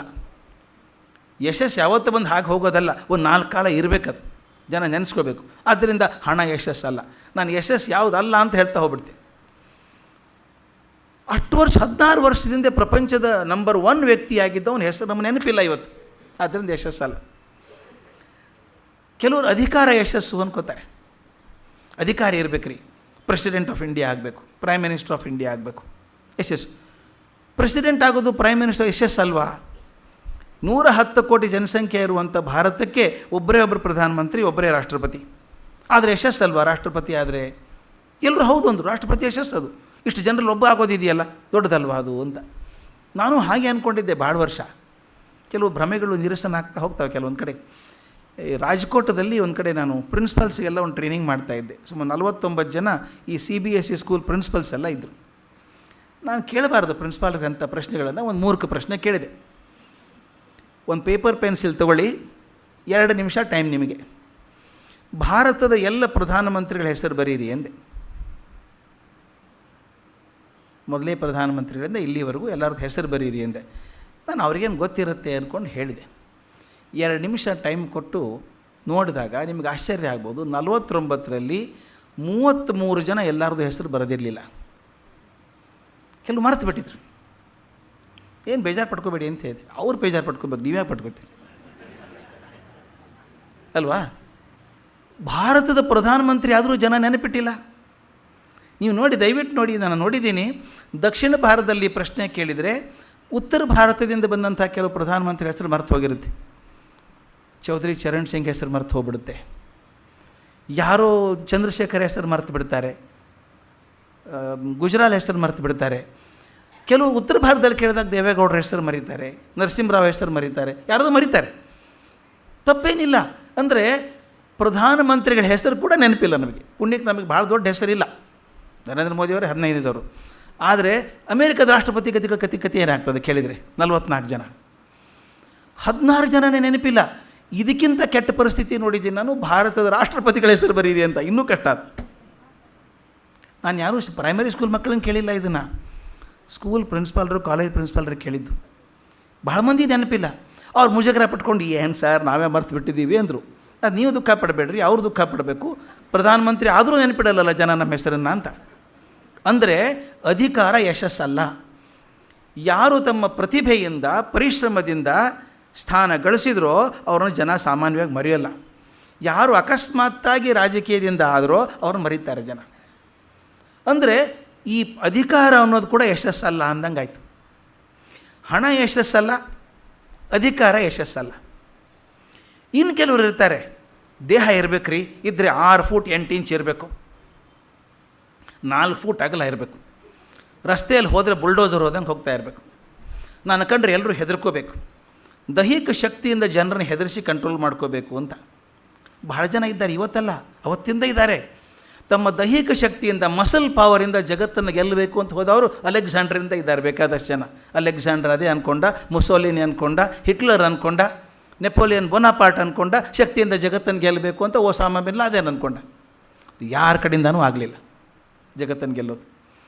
ಅಂದರೆ ದೈಹಿಕ ಶಕ್ತಿಯಿಂದ ಜಗತ್ತನ್ನು ಗೆಲ್ಲೋಕ್ಕಾಗಲ್ಲ ಅಂದಂಗೆ ಆಯಿತು. ಅದು ಯಶಸ್ಸಲ್ಲ. ಮನುಷ್ಯ ನಿಮ್ಮ ಹೆಸರು ಕೇಳಿದ್ದೀರಿ, ಮೊಹಮ್ಮದ್ ಅಲಿ ಅಂತ, heavyweight boxing champion. Cassius Clay ಇದ್ದವನು ಮೊಹಮ್ಮದ್ ಅಲಿ ಆದ. ನಾವು 60ನೇ ದಶಕದಲ್ಲಿ ನೋಡಿದಂಥದ್ದು, ಕೇಳಿದಂಥದ್ದು ಅವನ ಬಗ್ಗೆ, ರೋಮಾಂಚ ಕಥೆಗಳವನ ಬಗ್ಗೆ. ಅವನು 6 ಅಡಿ 7 ಇಂಚ್ ದೈತ್ಯ ಇದ್ದಂಗಿದ್ದಾನೆ. ಅವನ ಚಿತ್ರ ಯಾವಾಗಲೂ ಹೀಗೆ ಕೈ ಮುಷ್ಟಿ ಮಾಡ್ಕೊಂಡಿರೋವಂಥದ್ದು. 65ನೇ ಇಸ್ವಿಗೆ ವರ್ಲ್ಡ್ ಚಾಂಪಿಯನ್ ಆದ, ಹೆವಿ ವೇಟ್ ಬಾಕ್ಸಿಂಗ್ ಚಾಂಪಿಯನ್ ಆದ. ಎದುರಿಗೆ ಬಂದವರು ಮೂಗೆಲ್ಲ ಗುದ್ದಿದಂಥವನು. ಅವನು ಒಂದು ಸಲ ಚಾಂಪಿಯನ್ ಆದಾಗ ಎಷ್ಟು ವರ್ಷ ಅವನು ಸೋಲೋದೇ ಇಲ್ಲ ಅಂತ ಒಂದು ತಲೆಗೆ ಬಂದುಬಿಡ್ತು, ನಾನು ಸೋಲೋ ಸಾಧ್ಯನೇ ಇಲ್ಲ ಅಂತ. ಒಂದು ಸಲ ಸೋತಾಗ ಅಲ್ಲಿ ಬಾಕ್ಸಿಂಗ್ ಚಾಂಪಿಯನಲ್ಲಿ ಒಂದು ಬೆಲ್ಟ್ ಇರುತ್ತೆ, ಅದಷ್ಟು ಅಗಲ ಬೆಲ್ಟ್ ಇರುತ್ತೆ ಅವ್ರಿಗೆ ಸೊಂಟಕ್ಕೆ ಕಟ್ಕೊಳ್ಳೋದು. ಸೋತವನು ಗೆದ್ದವನಿಗೆ ಕೊಟ್ಬಿಡ್ತಾನೆ ಅದನ್ನು, ಅವನು ಹಾಕ್ಕೋತಾನೆ ಬಾಕ್ಸಿಂಗ್ ಚಾಂಪಿಯನ್ ಅಂತ. ಇವನು ತಡ್ಕೊಳ್ಳೋಕ್ಕಾಗಲಿಲ್ಲ, ಬೆಲ್ಟೇನೋ ಕೊಟ್ಟ, ಅವನು ಹಾಕ್ಕೊಂಡ, ಇವನು ತಡ್ಕೊಳ್ಳೋಕ್ಕಾಗ್ತಾಯಿಲ್ಲ. ಅವನ ಕಡೆ ಹೋದ, you only have the belt but I am the champion ಅಂದ. ಮತ್ತೆ 6 ತಿಂಗಳಿಗೆ ಮತ್ತೆ ಯುದ್ಧ ಮಾಡಿ ಮತ್ತೆ ಗೆದ್ದ. ಎಷ್ಟರ ಮಟ್ಟಿಗೆ ಅವನು ಆರಾಧ್ಯ ದೈವ ಆಗಿಬಿಟ್ಟಿದ್ದ ಹುಡುಗರದು ಅಮೇರಿಕಾದಲ್ಲಿ. ಆಗ ಅಂದರೆ ಅವನ ಚಿತ್ರಗಳು ಪೋಸ್ಟ್ಗಳು ಎಲ್ಲ ಕಡೆ ಇರಬೇಕು, ಹುಡುಗರು ಮನೇಲಿ ಹಂಚ್ಕೋಬೇಕು ಪೋಸ್ಟ್ರೆಲ್ಲ. ಹಿಂಗೆ ಕೈ ಮಾಡ್ಕೊಂಡು ನಿಂತ್ಕೊಂಡು ಅವನ ಕೆಳಗಡೆ ಕೊಟೇಶನ್ ಏನು ಗೊತ್ತಾ, I'll conquer the world by power, I'll conquer the world by power ಅಂತ ಮುಕ್ತಿ ಮಾಡಿ ಇಟ್ಕೊಂಡು ಚಿತ್ರ ಭಾಳ ಪ್ರಸಿದ್ಧ ಅವಾಗೆಲ್ಲ. ಅದನ್ನೆಲ್ಲ ನೋಡಿದವನು ನಾನು. 65ನೇ ಇಸ್ವಿಗೆ ಮೊಹಮ್ಮದ್ ಅಲಿ ಅಂದರೆ ಬಾಕ್ಸಿಂಗ್ ಚಾಂಪಿಯನ್. ಆದರೆ 3-4 ವರ್ಷದ ಕೆಳಗೆ ನಾನು ಅಮೇರಿಕಕ್ಕೆ ಹೋದಾಗ, ಶಿಕಾಗೋಗೆ ಹೋದಾಗ, ಅಲ್ಲೊಂದು ಸಣ್ಣ ಪ್ರಮೋಷನ್ ಪ್ರೋಗ್ರಾಮ್ ಅದು, ಎಲ್ಲ ಒಂದು 200 ಜನ ಇಲ್ಲ ಅಲ್ಲಿ. ಮೊಹಮ್ಮದ್ ಅಲಿ ಬಂದಿದ್ದ, ಈಗ 72-73 ವರ್ಷ ಇರಬೇಕು ಆತನಿಗೆ. ಅವನು ಸ್ಟೇಜ್ ಮೇಲೆ ಹತ್ತಿ ಆ ಪ್ರಮೋಷನ್ ಯಾರು ಗಿಫ್ಟ್ ಕೊಡಬೇಕು ಒಬ್ರಿಗೆ ಯಾರಿಗೂ, ಅವ್ನು ಚೀಫ್ ಗೆಸ್ಟ್ ಅಂತ ಕರೆದಿದ್ದಾರೆ. ನೀವು ನಂಬಲಿಕ್ಕಿಲ್ಲ ಸ್ನೇಹಿತರೆ, 2 ಮೆಟ್ಲು ಹತ್ತಿ ಮೇಲೆ ಬರೋಕ್ಕೆ ಆಗಲಿಲ್ಲ ಮೊಹಮ್ಮದ್ ಅಲಿಗೆ. ಅವನಿಗೆ ಪಾರ್ಕಿನ್ಸನ್ ರೋಗ ಇದೆ, ಕೈ ನಡುಗುತ್ತೆ, ಗೋಣ್ ನಡುಗುತ್ತೆ. ಅವನ ಜೊತೆಗೊಬ್ಬ ಇರಲೇಬೇಕು. ಅವನೊಂದು ಕಪ್ ಕಾಫಿ ಕುಡಿಬೇಕಾದ್ರೆ ಒಬ್ಬ ಗದ್ದ ಹಿಡ್ಕೋಬೇಕು, ಇನ್ನೊಬ್ಬನು ಕಪ್ ಕಾಫಿ ಹಿಡ್ಕೋಬೇಕು. ನೋಡಿದೆ ಕಾಫಿ ಕುಡಿಸೋದು ಮೈ ಮೇಲೆಲ್ಲ ಚೆಲ್ಕೊಂಡು ಆಕಾರ ಹೋಗ್ಬಿಟ್ಟಿದೆ ಎಲ್ಲನೂ. ನನಗೆ ಬೇಜಾರಾಯ್ತು ಪಾಪ. ಒಂದು ಕಾಲಕ್ಕೆ ಶಕ್ತಿಯ ಪ್ರತೀಕವಾಗಿದ್ದಂಥ ಮೊಹಮ್ಮದ್ ಅಲಿ ಇವತ್ತೊಂದು ಕಪ್ ಕಾಫಿ ಕುಡಿಯೋಕ್ಕಾಗ್ತಾಯಿಲ್ಲ. ತಕ್ಷಣ ನನ್ನ ತಲೆಗೆ ಬಂತು, ಏನಂತಿದ್ದ ಅವನವತ್ತು 65ರಲ್ಲಿ, I will conquer the world by power, ಜಗತ್ತನ್ನು ಶಕ್ತಿಯಿಂದ ಗೆಲ್ತೀನಿ ಅಂತ ಮುಟ್ಟಿ ತೋರಿಸಿದ್ನಲ್ಲ. ಎಲ್ಲಿದೆ ಶಕ್ತಿ ಇವತ್ತು? ಶಕ್ತಿ ಇಲ್ಲ, ಅದು ಅಸಹಾಯನೇ ನಿಂತ್ಕೊಂಡಿದ್ದಾನೆ. ಕಪ್ ಗೆಲ್ಲೋದು ಬಿಡಿ, ಕಾಫಿ ಕಪ್ ಹಿಡ್ಕೊಳ್ಳೋಕ್ಕಾಗ್ತಾಯಿಲ್ಲ ಅವನಿಗೆ. ಅನ್ನಿಸ್ತು, ಈ ದೇಹದಿಂದ, ದೈಹಿಕ ಶಕ್ತಿಯಿಂದ, ಭೌತಿಕ ಶಕ್ತಿಯಿಂದ ಜಗತ್ತನ್ನು ಗೆಲ್ಲೋದು ಯಶಸ್ಸಲ್ಲ, ಆಗೋದಿಲ್ಲ. ಅದು ಹಣ ಯಶಸ್ಸಲ್ಲ, ಅಧಿಕಾರ ಯಶಸ್ಸಲ್ಲ, ದೈಹಿಕ ಶಕ್ತಿ ಯಶಸ್ಸಲ್ಲ.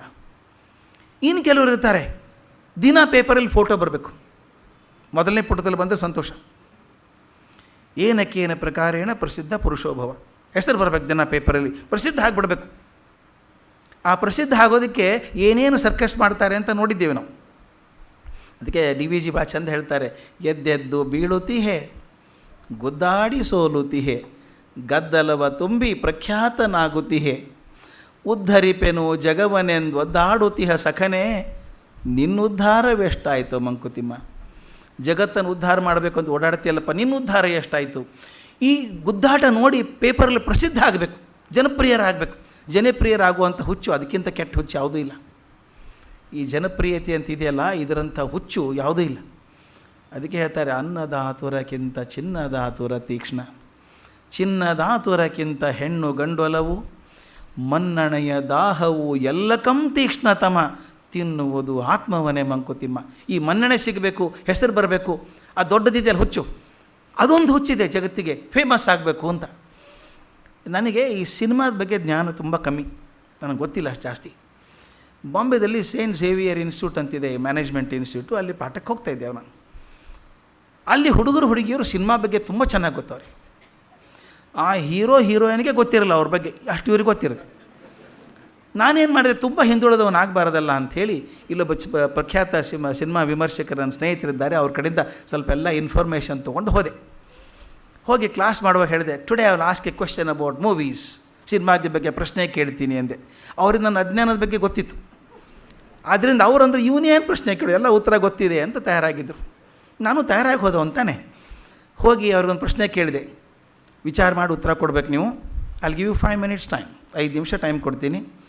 ಹೂ was hero number 1 of Hindi movies in the year 1940?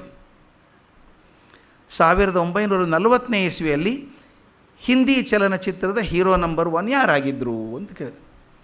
ಯಾರು ಹೇಳೋಕ್ಕೆ ಶುರು ಮಾಡಿದರು. ದೇವಾನಂದ್ ಅಂದರು, ಎಲ್ಲ ಅಲ್ಲಪ್ಪ ಲೇಟಾಗಿ ಬಂದವರು ಅವರೆಲ್ಲ. ದೇವಾನಂದ್, ರಾಜ್ ಕಪೂರ್ ಇವೆಲ್ಲ ಲೇಟಾಗಿ ಬಂದವರು. ರಾಜ್ ಕಪೂರ್ ಅಪ್ಪ ಅಂತ ಶುರು ಮಾಡಿದರು. ರಾಜ್ ಕಪೂರ್ ಅಪ್ಪ 52ನೇ ಇಸ್ವಿಗೆ ಬಂದದ್ದು, 50ನೇ ಇಸ್ವಿಗೆ ಬಂದದ್ದು. ಅದಕ್ಕಿಂತ ಮೊದಲು ಯಾರು?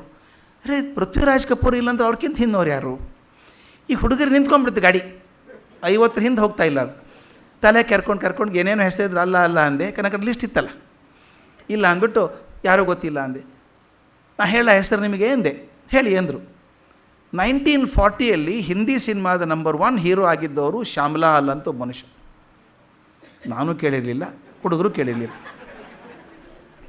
ಆ ಹುಡುಗರು ಶ್ಯಾಮ್ಲಾಲ ಗೊತ್ತಿಲ್ಲ ಅಂದರು. ಅದೇ ತಮಾಷೆ ಅಂತ ಹೇಳಿದೆ. 1940ನೇ ಇಸ್ವಿಗೆ ಅವ್ರು ಹೀರೋ ನಂಬರ್ 1 ಆಗಿದ್ರಪ್ಪ. ಭಾರಿ ಮೆಚ್ಚಿಗೆ ಅವಾಗೆಲ್ಲ. ಈಗ ಅವ್ರ ಹೆಸರೇ ಗೊತ್ತಿಲ್ಲ ನಿಮಗೆ. 60 ವರ್ಷದಲ್ಲಿ ಪತ್ತೆ ಇಲ್ಲ. ಯಾಕೆ ಈ ಮಾತನ್ನು ಹೇಳ್ತಿದ್ದೀನಿ ಅಂದರೆ, ಇವತ್ತು ಯಾರು 1, 2, 3 ಇದ್ದಾರೋ ಅವ್ರಿನ 50 ವರ್ಷದಲ್ಲಿ 1, 2, 3 ಆಗಿರ್ತಾರೆ ಅಂತಲ್ಲ. 2050ನೇ ಇಸ್ವಿಗೆ ಆಗಿರುವಂಥ ಮಕ್ಕಳಿಗೆ ಯಾರಾದರೂ ಹೋಗಿ 2016ರಲ್ಲಿ ಹೀರೋ ನಂಬರ್ 1 ಯಾರಾಗಿದ್ದರು ಅಂದರೆ ಅವರು ಭುಜ ಮಾಡಿಸ್ಕೊಂಬಿಟ್ಟು ವಿ ಡೋಂಟ್ ನೋ, ಗೊತ್ತಿಲ್ಲ ಅಂತಾರೆ. ಅಂದರೆ ಇವತ್ತು ನಂಬರ್ 1 ಆಗಿರೋರು 50ನೇ ಇಸ್ವಿಗೆ 0 ಆಗಿರ್ತಾರೆ. ಇದು ಯಶಸ್ಸು ಅಲ್ಲಲ್ಲ. ಯಶಸ್ಸು ಹೀಗೆ ಬಂದು ಹಾಗೆ ಹೋಗುವಂಥ ಗಾಳಿ ಅಲ್ಲ. ಅದು ಒಂದು 4 ಕಾಲ ಸ್ಥಿರವಾಗಿರಬೇಕದು. ಆದ್ದರಿಂದ ಯಶಸ್ಸು ಹೆಸರಲ್ಲ, ಖ್ಯಾತಿ ಯಶಸ್ಸಲ್ಲ. ನಾನು ಯಾವುದಲ್ಲ ಅಂತಲೇ ಹೇಳ್ತಾ ಇದ್ದೀನಿ. ಬರೀ ಈಗ ಹಣ ಯಶಸ್ಸಲ್ಲ, ಅಧಿಕಾರ ಯಶಸ್ಸಲ್ಲ, ದೈಹಿಕ ಶಕ್ತಿ ಯಶಸ್ಸಲ್ಲ, ಈ ಖ್ಯಾತಿ ಅನ್ನೋದು ಯಶಸ್ಸಲ್ಲ. ನಾವು ನೋಡಿದ್ದೀವಿ, ಭರತ ಬಾಹುಬಲಿ ಯುದ್ಧ ಆದಮೇಲೆ ಭರತ ಚಕ್ರವರ್ತಿ ಆಗ್ತಾನೆ. ಅವನಿಗೊಂದು ಆಸೆ ಬರ್ತದೆ, ಗುಡ್ಡದ ಮೇಲೆ ತನ್ನ ಹೆಸರು ಕೆತ್ತಿಸ್ಬೇಕು ಅಂತ ಹೋಗ್ತಾನೆ. ಪ್ರಪ್ರಥಮ ಚಕ್ರವರ್ತಿ ಭರತ ಅಂತ ಬರೆಸ್ಬೇಕು ಅಂತ ಹೋಗ್ತಾನೆ. ಹೋಗಿ ನೋಡಿದರೆ 1 ಇಂಚು ಜಾಗ ಇಲ್ಲ ಅಲ್ಲಿ ಮೇಲೆ, ಅಷ್ಟು ಹೆಸರಿದ್ದಾವೆ ಅಲ್ಲಿ ಚಕ್ರವರ್ತಿಗಳು, ನಾವೇ ಅಂತ ಬರ್ಕೊಂಡವರು. ಆವಾಗ ತೆಳಗೆ ಬರ್ತಾನೆ, ಹೇಳ್ತಾನೆ, ನಾನೇ ಮೊದಲೇದವನು ಅಂದ್ಕೊಂಡಿದ್ದೆ, ನನಗಿಂತ ಮೊದಲು ಬೇಕಾದಷ್ಟು ಜನ ಆಗಿದ್ದಾರೆ. ಅದರಿಂದ ಹೆಸರು ಅನ್ನುವಂಥದ್ದು ಇದೆಯಲ್ಲ, ಖ್ಯಾತಿ, ಇದು ಯಶಸ್ಸಲ್ಲ. ಹಾಗಾದರೆ ಯಶಸ್ಸು ಯಾವುದು? ಇದು ಧರ್ಮರಾಜನ ಮಾತಿಗೆ ಬರಬೇಕಾಗತ್ತೆ. ನಾವು ಯಶಸ್ಸು ಅಂದರೆ ಯಾವುದು? ಹಾಗಾದರೆ ನಾನು ಇದನ್ನು 2 ಸಲ ಹೇಳಿದ್ದೀನಿ, ಮತ್ತೊಂದು ಸಲ ಹೇಳಬೇಕಾಗತ್ತೆ. ಇದಕ್ಕೆ ಪೂರಕವಾಗಿ ಹೇಳಬೇಕು ಘಟನೆ. ಅದನ್ನು ನಾನು ಕಾಲೇಜಲ್ಲಿ ಪಾಠ ಮಾಡುವಾಗ ಆದಂಥದ್ದು. ನಾನು ಕಲಿಸ್ತಿರೋದು ರಸಾಯನಶಾಸ್ತ್ರ ಕಲಿಸ್ತಾ ಇದ್ದೆ ಪಾಠ. ಆದರೆ ಕೆಲವೊಂದು ಸಲ ಆ ಕಡೆ ಈ ಕಡೆ ಹೋಗೋದುಂಟು ನಾನು, ಹುಡುಗರ ಮನಸ್ಸನ್ನು ಹಿಡ್ಕೊಳ್ಳೋದಕ್ಕೆ. ಕೆಮಿಸ್ಟ್ರಿ ಪಾಠ ಮಾಡ್ತಾ ಮಾಡ್ತಾ ಒಂದು ಸಲ ಹುಡುಗರಿಗೆ ಕೇಳಿದೆ, ನಿಮ್ಮ ಅಜ್ಜನ ಹೆಸರು ಎಷ್ಟು ಮಂದಿಗೆ ಗೊತ್ತಿದೆ ಅಂತ ಕೇಳಿದೆ. ಅವ್ರ ಮುಖ ನೋಡಿಕೊಂಡ್ರು. ಕೆಮಿಸ್ಟ್ರಿಗೂ ಅಜ್ಜನಿಗೆ ಏನು ಸಂಬಂಧ? ಮತ್ತು ಮೇಸ್ಟ್ರು ಕೇಳಿದ್ರೆ ಹೇಳಬೇಕಲ್ಲ. ಎಲ್ಲರೂ ಕೈ ಎತ್ತಿದ್ರು, ಗೊತ್ತಿದೆ ಅಂತ. ನಾನು ವೆರಿ ಗುಡ್, ಎಲ್ರಿಗೂ ಅಜ್ಜನ ಹೆಸರು ಗೊತ್ತಿದೆ, ಸಂತೋಷ ಆಯಿತು. ನಿಮ್ಮ ಅಜ್ಜನ ತಂದೆ ಹೆಸರು ಎಷ್ಟು ಚೆನ್ನಾಗಿ ಗೊತ್ತಿದೆ ಅಂತ ಕೇಳಿದೆ. ಮತ್ತೆಲ್ಲ ಮುಖ ನೋಡಿಕೊಂಡು ಅದು 8 ಕೈ ಮೇಲೆ ಬಂತು. ಅಡ್ಡಿ ಇಲ್ಲ, ಅಷ್ಟು ಮಂದಿಗಾದ್ರೆ ಗೊತ್ತಲ್ಲ, ಮುತ್ತಜ್ಜನ ಹೆಸರು ಗೊತ್ತಿದೆ ಅಂದೆ. ಮತ್ತೊಂದು ನಿಮಿಷ ಬಿಟ್ಟು ಕೇಳಿದೆ, ನಿಮ್ಮ ಅಜ್ಜನ ಹೆಸರು ಎಷ್ಟು ಮಂದಿಗೆ ಗೊತ್ತಿದೆ ಅಂತ ಕೇಳಿದೆ. ಎಲ್ಲ ಮುಖ ನೋಡಿಕೊಂಡ್ರು, ಒಂದು ಕೈ ಮೇಲೆ ಹೇಳಲಿಲ್ಲ. ನಾನು ಏನು ವಿಚಿತ್ರ ಅಲ್ವಾ, ನಿಮ್ಮ ಅಜ್ಜನ ಹೆಸರೇ ಗೊತ್ತಿಲ್ಲ ನಿಮಗೆ ಅಂದೆ. ಒಬ್ಬ ಹುಡುಗಿ ಎದ್ದು ನಿಂತು ಮಾತಾಡಿದ್ದು, ಭಾಳ ಒರಟಾಗಿತ್ತು ಮಾತು, ಸತ್ಯ ಇತ್ತೇನೋ. ಏನು ಪ್ರಯೋಜನ ಬಿಡಿ ಸರ್ ಅಂದ್ಲು. ನಂದು ಅಲ್ಲಮ್ಮ, ನಮ್ಮ ಅಜ್ಜನ ಹೆಸರು ಕೇಳ್ತಾ ಇಲ್ಲ, ನಿಮ್ಮ ಅಜ್ಜನ ಹೆಸರು ಕೇಳ್ತಾ ಇದ್ದೀನಿ, ಏನು ಪ್ರಯೋಜನ ಅಂತೀಯಲ್ಲಮ್ಮ ಅಂದೆ. ಆಕೆ ಹೇಳಿದ್ಲು, ಏನು ದೊಡ್ಡ ಸಾಧನೆ ಮಾಡಿದ್ರೆ ನೆನ್ಪಿಡ್ಬೇಕು ಸರ್ ಅಂದ್ಲು. ಆಕೆ ಕೋಪ ನೋಡಿ, ಅಮ್ಮ ತಾಯಿ ಸುಮ್ಮನೆ ಕೂತ್ಕೊಮ್ಮ ಅಂತ ಹೇಳಿ ಉಳಿದವ್ರಿಗೆ ಹೇಳಿದೆ, ಬಿಟ್ಬಿಡಿ, ಆಕೆ ನೆನಪಿಲ್ಲ, ನಿಮಗೂ ಗೊತ್ತಿಲ್ಲ, ಇನ್ನು ಕೆಲವು ಹೆಸರು ಹೇಳ್ತಾ ಹೋಗ್ತೀನಿ. ಆ ಹೆಸರುಗಳು ನಿಮಗೆ ಗೊತ್ತಿದ್ದರೆ ಕೈ ಎತ್ತಿ, ಇಲ್ಲ ಅಂತ ತಲೆ ಕೆಡಿಸ್ಕೋಬೇಡಿ ಅಂತ. ಅವರೆಲ್ಲ ಕುರ್ಚಿ ತುದಿ ಕೂತಿದ್ರು, ಏನೋ ಹೊಸ ಹೆಸರು ಹೇಳ್ತಾನೆ ಇವನು ಅಂತ. ನಾನು ಹೇಳಿದೆ, ಮೊದಲೇದ್ದು ರಾಮ ಗೊತ್ತಾ? ಶ್ರೀರಾಮ, ಅಯೋಧ್ಯ ರಾಮ ಗೊತ್ತಾ ಅಂದೆ. ಎಲ್ಲರೂ ಗೊತ್ತು ಅಂದರು. ಕೃಷ್ಣ ಗೊತ್ತಾ? ಗೊತ್ತು ಅಂದರು. ಬುದ್ಧ ಗೊತ್ತು, ಮಹಾವೀರ ಗೊತ್ತು, ಯೇಸು ಕ್ರಿಸ್ತ ಗೊತ್ತಾ, ರಾಮಕೃಷ್ಣ ಗೊತ್ತು, ವಿವೇಕಾನಂದ ಗೊತ್ತು, ಶಂಕರಾಚಾರ್ಯ ಗೊತ್ತು, ಬಸವಣ್ಣ ಗೊತ್ತು, ಎಲ್ಲರೂ ಗೊತ್ತು ಅಂದರು. ನಾನು ಹೇಳಿದೆ, ಒಂದು ತಕರಾರು ಬಂತು ನೋಡಿ ನನಗೆ ಅಂತ ಹೇಳಿದೆ. ಒಂದು ತಕರಾರು ಏನು ಅಂದರೆ, ಈ ಎಲ್ಲ ಹೆಸರು ಹೇಳಿದ್ದಲ್ಲ, ರಾಮನ ಹಿಡ್ಕೊಂಡು ಬಸವಣ್ಣವ್ರ ತನಕ ಹೆಸರೇನು ಹೇಳಿದೆ, ಇವರು ಯಾರ ಮೊಮ್ಮಗನೂ ನಾನಲ್ಲ. ಆದರೆ ಎಲ್ಲರದ್ದು ಹೆಸರು ನೆನಪಿಟ್ಟಿದ್ದೇನೆ, ಆದರೆ ನಮ್ಮ ಅಜ್ಜನ ಹೆಸರೇ ಗೊತ್ತಿಲ್ಲ ನನಗೆ. ನಮ್ಮ ಅಜ್ಜ ಬದುಕಿದ್ದಾಗ ಬಹುಶಃ ವಿವೇಕಾನಂದರು ಇದ್ರು. ಅವಾಗ ಅವ್ರ ಹೆಸರು ನೆನಪಿದೆ. ಎಲ್ಲೋ ಬಂಗಾಲ ಇದ್ದಂಥ ವಿವೇಕಾನಂದ ಹೆಸರು ಗೊತ್ತಿದೆ, ನಮ್ಮ ಅಜ್ಜನ ಹೆಸರೇ ಗೊತ್ತಿಲ್ಲ ನನಗೆ. ಯಾಕೆ? ವಿಚಾರ ಮಾಡಿ ಹೇಳಿ, ಒಂದು 5 ನಿಮಿಷ ಟೈಮ್ ಕೊಡ್ತೀನಿ ಎಂದೆ. ಭಾಳ ತಮಾಷೆ ಆಯಿತು ಕ್ಲಾಸಲ್ಲಿ. ನನಗೊಂದು ಪಾಠ ಆಯ್ತದು. ನನ್ನ ಕ್ಲಾಸಲ್ಲ ಹುಡುಗಿ, ಪದ್ಮಿನಿ ಪ್ರಿಯದರ್ಶಿನಿ ಅಂತ ಹುಡುಗಿ, ಹೆಸರು ಮರೆಯೋಕ್ಕೆ ಸಾಧ್ಯ ಇಲ್ಲ ನಾನು. ಬಹಳ ಬುದ್ಧಿವಂತೆ, ಸರಿ ಸೆನ್ಸಿಟಿವ್. ಆಕೆ ಮುಗಿಸಿ IIM ಅಹಮದಾಬಾದಲ್ಲಿ ಟಾಪ್ ರ್ಯಾಂಕ್ ಮಾಡ್ಕೊಂಡು ದೊಡ್ಡ ಕಂಪ್ನಿ ನಡೆಸ್ತಾಳೆ ಈಗ. ಆಕೆ ಕಣ್ಣಲ್ಲಿ ನೀರು ಒಸರ್ತಾಯಿತ್ತು. ನಾನು ನೋಡಿ, ಯಾಕೆ ಪದ್ಮಿನಿ ಏನಾಯಿತು ಅಂತ ಕೇಳಿದೆ. ಆಕೆ ಕಣ್ಣು ಒರೆಸ್ಕೊಂಡು ಎದ್ದಿ ಅಂತ ಹೇಳಿದ್ಲು, ಸರ್ ನಾನು ಜೀವನಕ್ಕೊಂದು ಪಾಠ ಸಿಕ್ತು ಸರ್ ಅಂದ್ಲು. ಅದು ಏನಮ್ಮ ಪಾಠ ಅಂತ ಕೇಳಿದೆ. ಆಕೆ ಹೇಳಿದ್ದು, ನನ್ನ ಜೀವನಕ್ಕೆ ಪಾಠ ಆಯಿತು, ಎಲ್ರಿಗೂ ಆಗ್ಬೋದು ಅನ್ನೋದು. ಆಕೆ ಹೇಳಿದ್ಲು, ನನಗೊಂದು ಒಳ್ಳೆಯ ಪಾಠ ಸಿಕ್ತು ಸರ್. ಏನು? ಇವೆಲ್ಲ ಹೆಸರು ಹೇಳಿದ್ರಲ್ಲ ಸರ್, ರಾಮನ ಹಿಡ್ಕೊಂಡು ಬಸವಣ್ಣವ್ರ ತನಕ ಅವ್ರ ಹೆಸರು ನೆನಪಿದೆ. ಯಾರೂ ನನ್ನ ರಕ್ತ ಸಂಬಂಧಿಗಳು ಅಂತಿಲ್ಲ, ಆದರೆ ಭಾವ ಸಂಬಂಧಿಗಳಾಗ್ಬಿಟ್ಟಿದ್ದಾರೆ ಅವರು. ನಮ್ಮ ಅಜ್ಜನ ಅಜ್ಜ ರಕ್ತ ಸಂಬಂಧಿ ಆದರೂ ಭಾವ ಸಂಬಂಧಿ ಆಗಲಿಲ್ಲ ನನಗೆ. ಆಗ ಅರ್ಥ ಆದದ್ದೇನು ಅಂದರೆ, ಯಾರು ಬರೀ ತಮಗೋಸ್ಕರ ಬದುಕ್ತಾರೋ ಅವ್ರನ್ನ ಪ್ರಪಂಚ ನಿರ್ದಾಕ್ಷಿಣ್ಯವಾಗಿ ಮರೆತು ಬಿಡ್ತದೆ, ಯಾರು ಮತ್ತೊಬ್ಬರಿಗೋಸ್ಕರ ಬದುಕ್ತಾರೋ ಅವ್ರನ್ನ ಪ್ರಪಂಚ ಯಾವತ್ತೂ ಮರೆಯೋದಿಲ್ಲ ಅಂತ.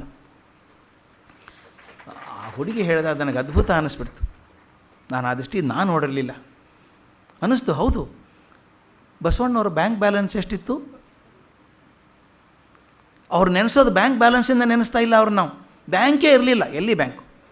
ಡಿಪಾಸಿಟ್ ಮಾಡಿದ್ದೆಲ್ಲ ನಮ್ಮ ಹೃದಯದಲ್ಲಿ ಡಿಪಾಸಿಟ್ ಮಾಡಿದ್ದವರು. ಶಂಕರಾಚಾರ್ಯರು ಅಷ್ಟು ವರ್ಷಗಳಿಂದ, 900 ವರ್ಷಗಳಿಂದ ಮಾಡಿದಂಥ ಸಾಧನೆ ಇವತ್ತು ನೆನಪಿಟ್ಕೊಂಡಿದ್ದೀವಲ್ಲ ನಾವು. ಎಂದಿನ ರಾಮ, ಎಷ್ಟು ವರ್ಷದಿಂದ ರಾಮ, ರಾಮನ ನೆನಪಿದೆ ಇವತ್ತಿಗೂ. ರಾಮನವಮಿ ಸಂಭ್ರಮವಾಗಿ ನಡೆಸ್ತೀವಿ ನಾವು ಇವತ್ತಿಗಾದ್ರೂ. ಬಹುಶಃ ನನಗೆ ಅನಿಸುತ್ತೆ ರಾಮನವಮಿ ಸಂಭ್ರಮ 50 ವರ್ಷದಿಂದ ಎಷ್ಟಿತ್ತು, ಅದಕ್ಕಿಂತ ಜಾಸ್ತಿ ಆಗಿದೆ ಈಗ. ಅಂದರೆ ರಾಮನ ಪ್ರತೀತಿ ಹೆಚ್ಚಾಗ್ತಾ ಇದೆ ನಮಗಿನ್ನೂ. ನಮ್ಮ ಅಜ್ಜನ ಹೆಸರು ಗೊತ್ತಿಲ್ಲ. ಅನಿಸೋದಿಷ್ಟೇ, ಯಾರು ಬರೀ ತಮಗೋಸ್ಕರ ಬದುಕ್ತಾರೋ ಅವರು ಮೃತ್ಯುವಿನ ಕಡೆಗೆ ಹೋಗ್ತಾರೆ, ಯಾರು ಮತ್ತೊಬ್ಬರಿಗೋಸ್ಕರ ಬದುಕ್ತಾರೋ ಅವರು ಅಮೃತತ್ವದ ಕಡೆಗೆ ಹೋಗ್ತಾರೆ ಅಂತ. ಈ ಅಮೃತತ್ವದ ಹಾದಿ, ಶಾಶ್ವತದ ಹಾದಿ ಇದು ಅಂದಾಗ ಯಾವ ಹಾದಿ ಇದು? ಯಾಕೆ ನೆನಪಿಟ್ಕೊಂಡಿದ್ದೀವಿ ಎಲ್ಲರೂ ಇವ್ರನ್ನ? ಅವ್ರು ಬರೀ ತಮಗೋಸ್ಕರ ಬದುಕಲೇ ಇಲ್ಲ, ಮತ್ತೊಬ್ಬರಿಗೆ ಕೊಟ್ಟದ್ದು. ಆದ್ದರಿಂದ ಯಾರು ಮತ್ತೊಬ್ಬರಿಗೆ ಕೊಡ್ತಾರೋ ಅವರು ಶಾಶ್ವತರಾಗ್ತಾರೆ, ಯಾರು ಬರೀ ತಮಗೋಸ್ಕರ ಬದುಕ್ತಾರೋ ಅವರು ಶಾಶ್ವತ ಆಗೋದಿಲ್ಲ. ಇದನ್ನೇ ಆತ ಹೇಳೋದು, ಎಷ್ಟು ಚಂದ ಮಾತು ಹೇಳ್ತಾನೆ. ದಾನಂ ಏಕಪದಂ ಯಶಃ. ನೀವು ಮತ್ತೊಬ್ಬರಿಗೆ ಕೊಟ್ಟಾಗ ಮಾತ್ರ ಯಶಸ್ಸು ಸಿಗೋಕ್ಕೆ ಸಾಧ್ಯ ಇದೆ, ಬರೀ ನಮಗೋಸ್ಕರ ಇಟ್ಕೊಂಡ್ರೆ ಆಗೋದಿಲ್ಲ ಅಂತ. ಎಷ್ಟು ಚಂದದ ಮಾತು. ಇದು ನಾನು ಹೇಳಿದ್ದೆ ಒಂದು ಕಡೆಗೆ, ಅದು ನೆನಪಿದೆಯೋ, ಇಲ್ಲಿ ಹೇಳಿದ್ನೋ ಇಲ್ಲ ಗೊತ್ತಿಲ್ಲ, ಬೇರೆ ಕಡೆ ಮಾತಾಡ್ತಿರೋದೇ ನೆನಪಿರೋಲ್ಲ ನನಗೆ. ನನಗೊಂದು ತಮಾಷೆ ಘಟನೆ ನನಗೆ ಆದದ್ದು ಜೀವನದಲ್ಲಿ. ಕೊಡೋದಿದೆಯಲ್ಲ ಜೀವನದಲ್ಲಿ, ಮತ್ತೊಬ್ಬರಿಗೆ ಕೊಡಬೇಕು ಅಂತಿದೆಯಲ್ಲ, ಎಷ್ಟೋ ಸಲ ಕೊಟ್ಟಾಗ ನಾವು ಹೆಮ್ಮೆ ಅಂತ ಹೇಳ್ಕೊತೀವಿ. ನಾನೇ ಕೊಟ್ಟದ್ದು ಅದು ನಾನೇ ಕೊಟ್ಟದ್ದು ಸ್ವಲ್ಪ, ಹೇಳಿ ತುಂಬ ನಮ್ಮದು ಅಂತ. ಒಂದು ತಮಾಷೆ ಹೇಳಿದ್ದೆ ನಾನು. ಉತ್ತರ ಕನ್ನಡದ ಯಾವುದೋ ಗುಡಿಗೆ ಹೋದಾಗ ಒಳಗಡೆ ಟ್ಯೂಬ್ಲೈಟ್ ಹಾಕಿದ್ದಾರೆ, ಆನ್ ಮಾಡಿದರೆ ಬೆಳಕೆ ಬರೋಲ್ಲ. ಆ ಟ್ಯೂಬ್ಲೈಟ್ ಮೇಲೆ ಇಂಥವ್ರ ಮೊಮ್ಮಗ ಇಂಥವ್ರ ಮಗ ಈ ದಾನಕ್ಕೋಸ್ಕರ ಕೊಟ್ಟದ್ದು ಅಂತ ಕೆಂಪು ಅಕ್ಷರಲ್ಲಿ ಬರೆದಿದ್ದಾರೆ. ಬೆಳಕು ಬರಲ್ಲ, ಬರೀ ಕೆಂಪು ಬೆಳಕೆ ಬರುತ್ತೆ. ಇದು ದಾನ ಅಲ್ಲ. ಇದು ಈ ದಾನ ಅಂದರೆ ಏನು ಕೊಡಬಹುದು? ದುಡ್ಡೇ ಕೊಡಬೇಕು ಅಂತಿಲ್ಲ ಸ್ವಾಮಿ. ನಮಗೆ ಭಾಳ ಭ್ರಮೆಗಳು ಅಂದರೆ, ನಾವು ಎಲ್ಲಿ ಶ್ರೀಮಂತರಿದ್ದೀವಿ, ನಮ್ಮ ಕಡೆ ಏನಿದೆ ಕೊಡೋದಕ್ಕೆ ದುಡ್ಡು ಅಂತೀವಿ ನಾವು.